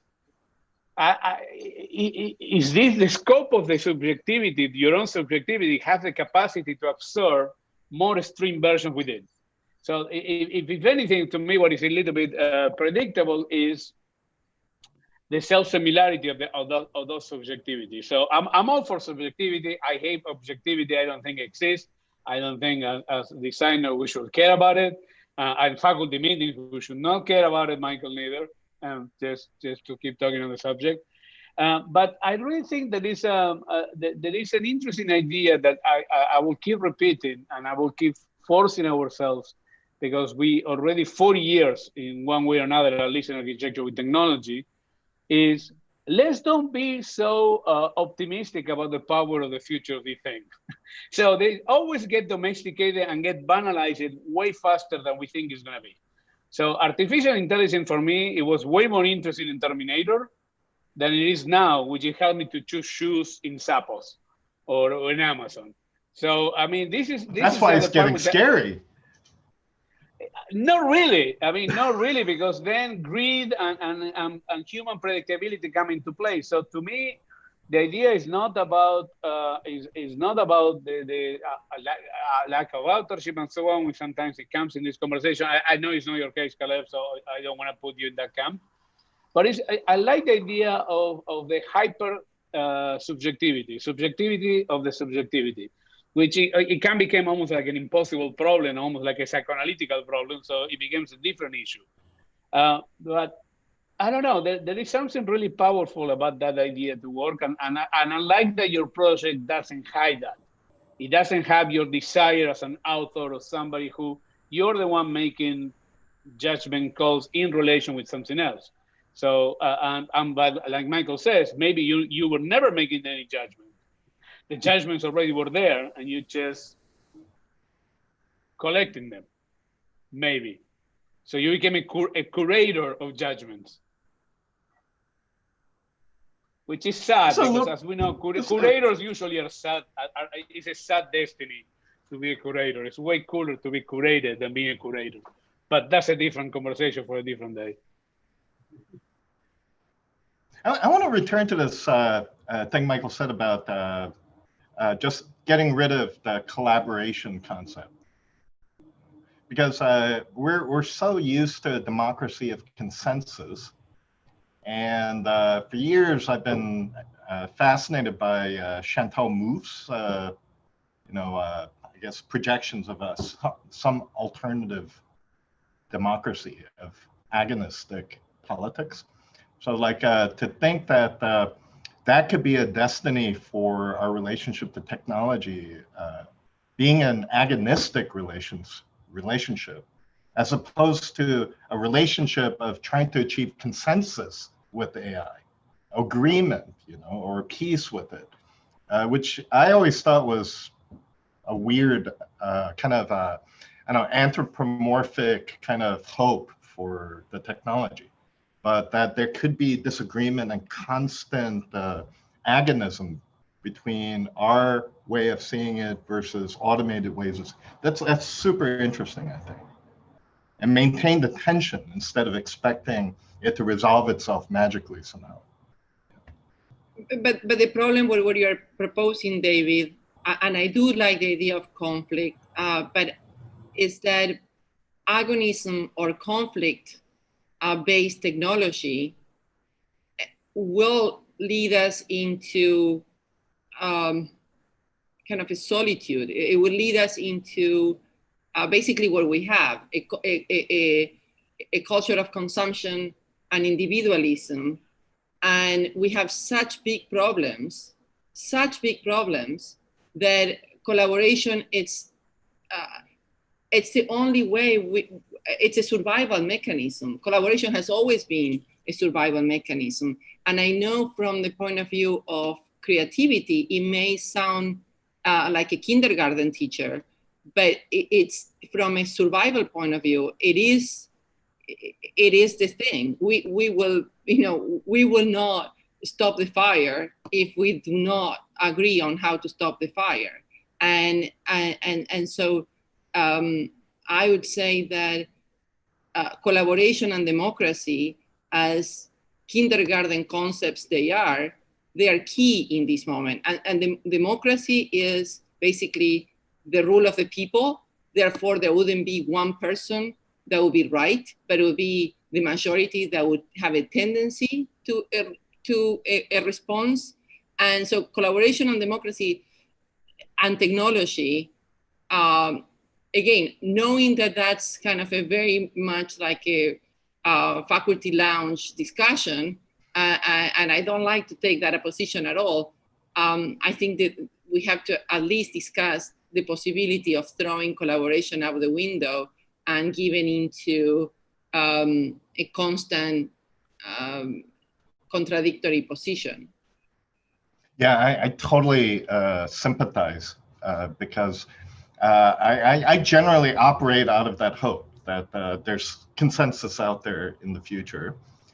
And but I'm generally finding that I can reach consensus with my friends, those that already agree with me to some degree, and we quibble about the details.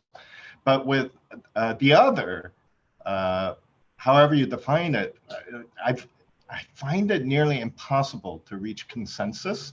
So I don't know. I hold out some hope that maybe some other logic of like how things get done. Yeah. Yeah. I think it's a bit of a different proposition of when we're talking about consensus with the AI as being productive. I'm much more drawn to kind of the agonistic model, at least in terms of design that Michael's proposing, because I think the issue is that the thing that you're and it's not just AI, but like also things that use kind of collective valuation, like the platforms, like the social media platforms. The thing that you're having a consensus with has such a momentum and like a weight that it creates a kind of homogenizing effect towards the local optimizations that benefit it. Like I think like a really dumb example would be like this: you can drag your thumb and type. Theoretically, it's learning how you type, but a lot of studies show that it's much more that you adjust the way you swipe your thumb to better fit its algorithm.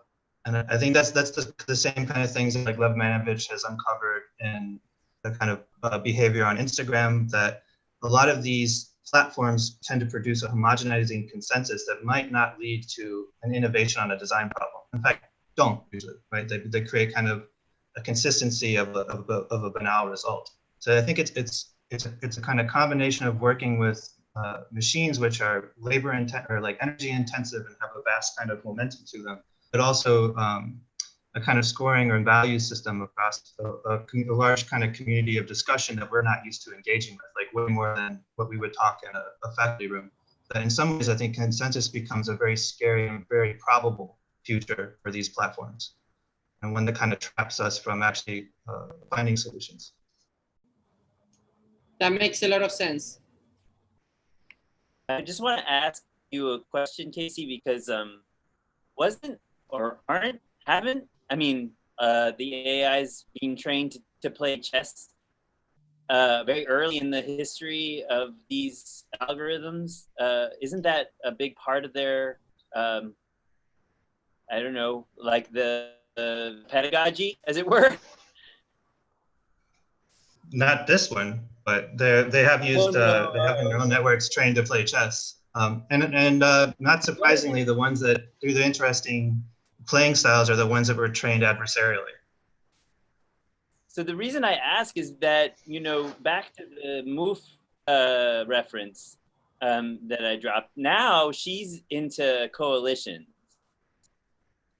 right? So if you think about chess as a game of strategy, and then you think about the AIs that were trained on it, if you're running 2 or 3 games of chess, or 4 or 5 at the same time as an AI, you're thinking, I imagine, if I can, my imputation of how AIs think, I'd rather win more games than this game, right? Which is kind of like, you know, why Biden wins over Bernie, right? Because he won more games than this game.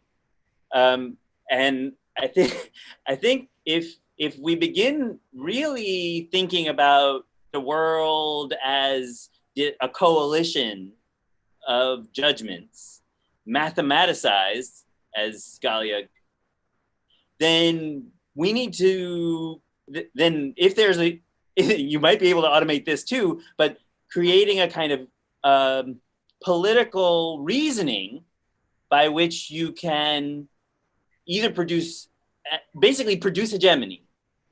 So you have to string together a different set of values that all point towards a common goal, such that, you know, so that you can, it's almost like building a portfolio of financial assets, so that even if some of them point in the opposite direction, you know, like Intel versus IBM or whatever, like you're still building, like, what do they call that?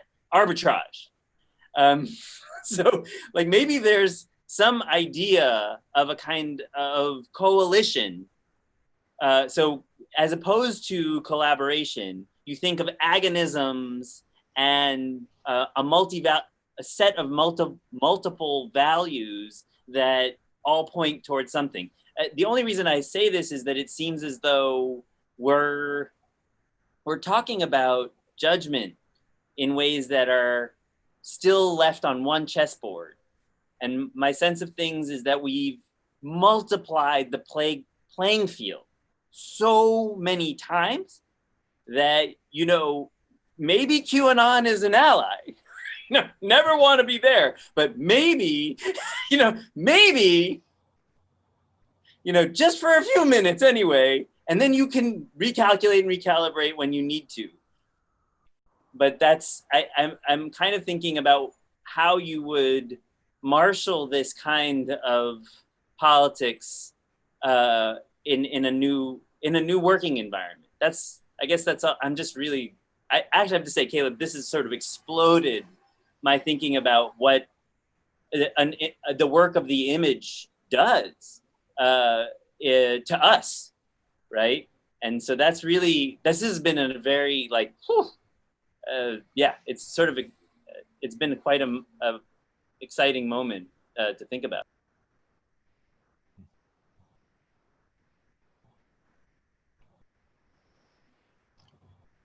Wow, we better quit while we're ahead, Caleb. Oh, man. Feels like we're getting towards the end here. How about some final comments? And then we can put it to bed for the day.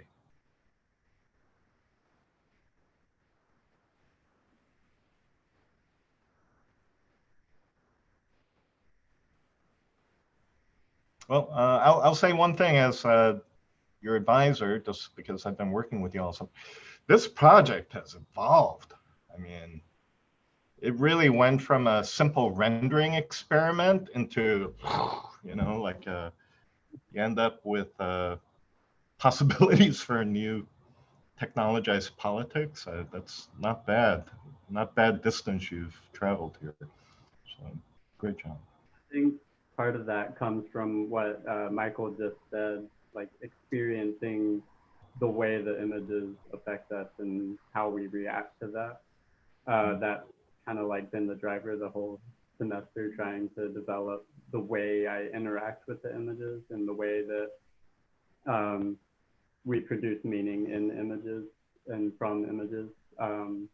I've been trying to find ways to like remove some of the subjectivity. I know, like, as we discussed, you can't completely get rid of the subjectivity in any individual, but the attempt with the project was to allow myself to simply produce the visual of the image, and then with the AI then produces the way the image is described, so that I'm not telling you one of these images is a library or a factory or that sort of thing, but then this sort of like collective understanding of images that the AI has kind of distills that meaning from it. So I think that what you were saying about like the effect that images have on us is the specific driver that led this project to where it ended. I mean, I'll add, I think without question, obviously, this is a very sort of thought-provoking project, as we've had a long discussion about all this. I think what's fascinating to me as a next step is sort of taking this as a process and trying to apply it to other different things.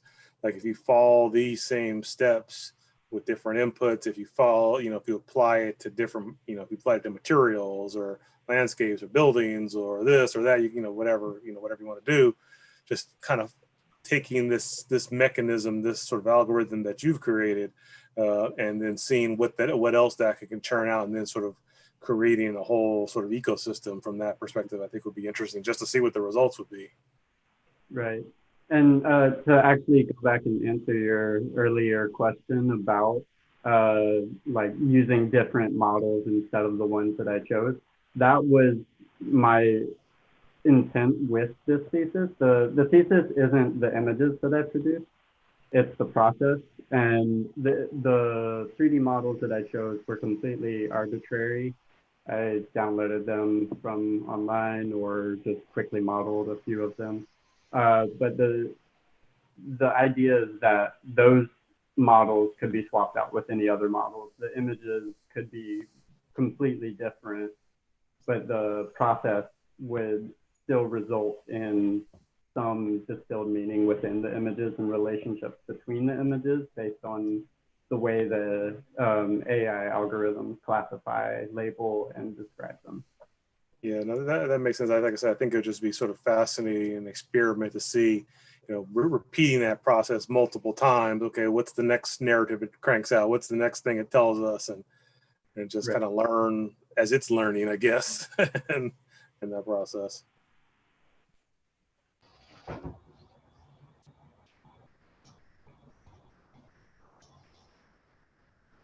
I would just say one more thing, that there is a difference between the image and the world. I remember one of the first lectures as a student in the 90s at Columbia was by Daniel Buren, a French artist, and he showed an image of a tiger. The first image was a tiger, and he said, I'm not showing you a tiger, I'm showing you the image of a tiger. If a tiger was here, it would be very different.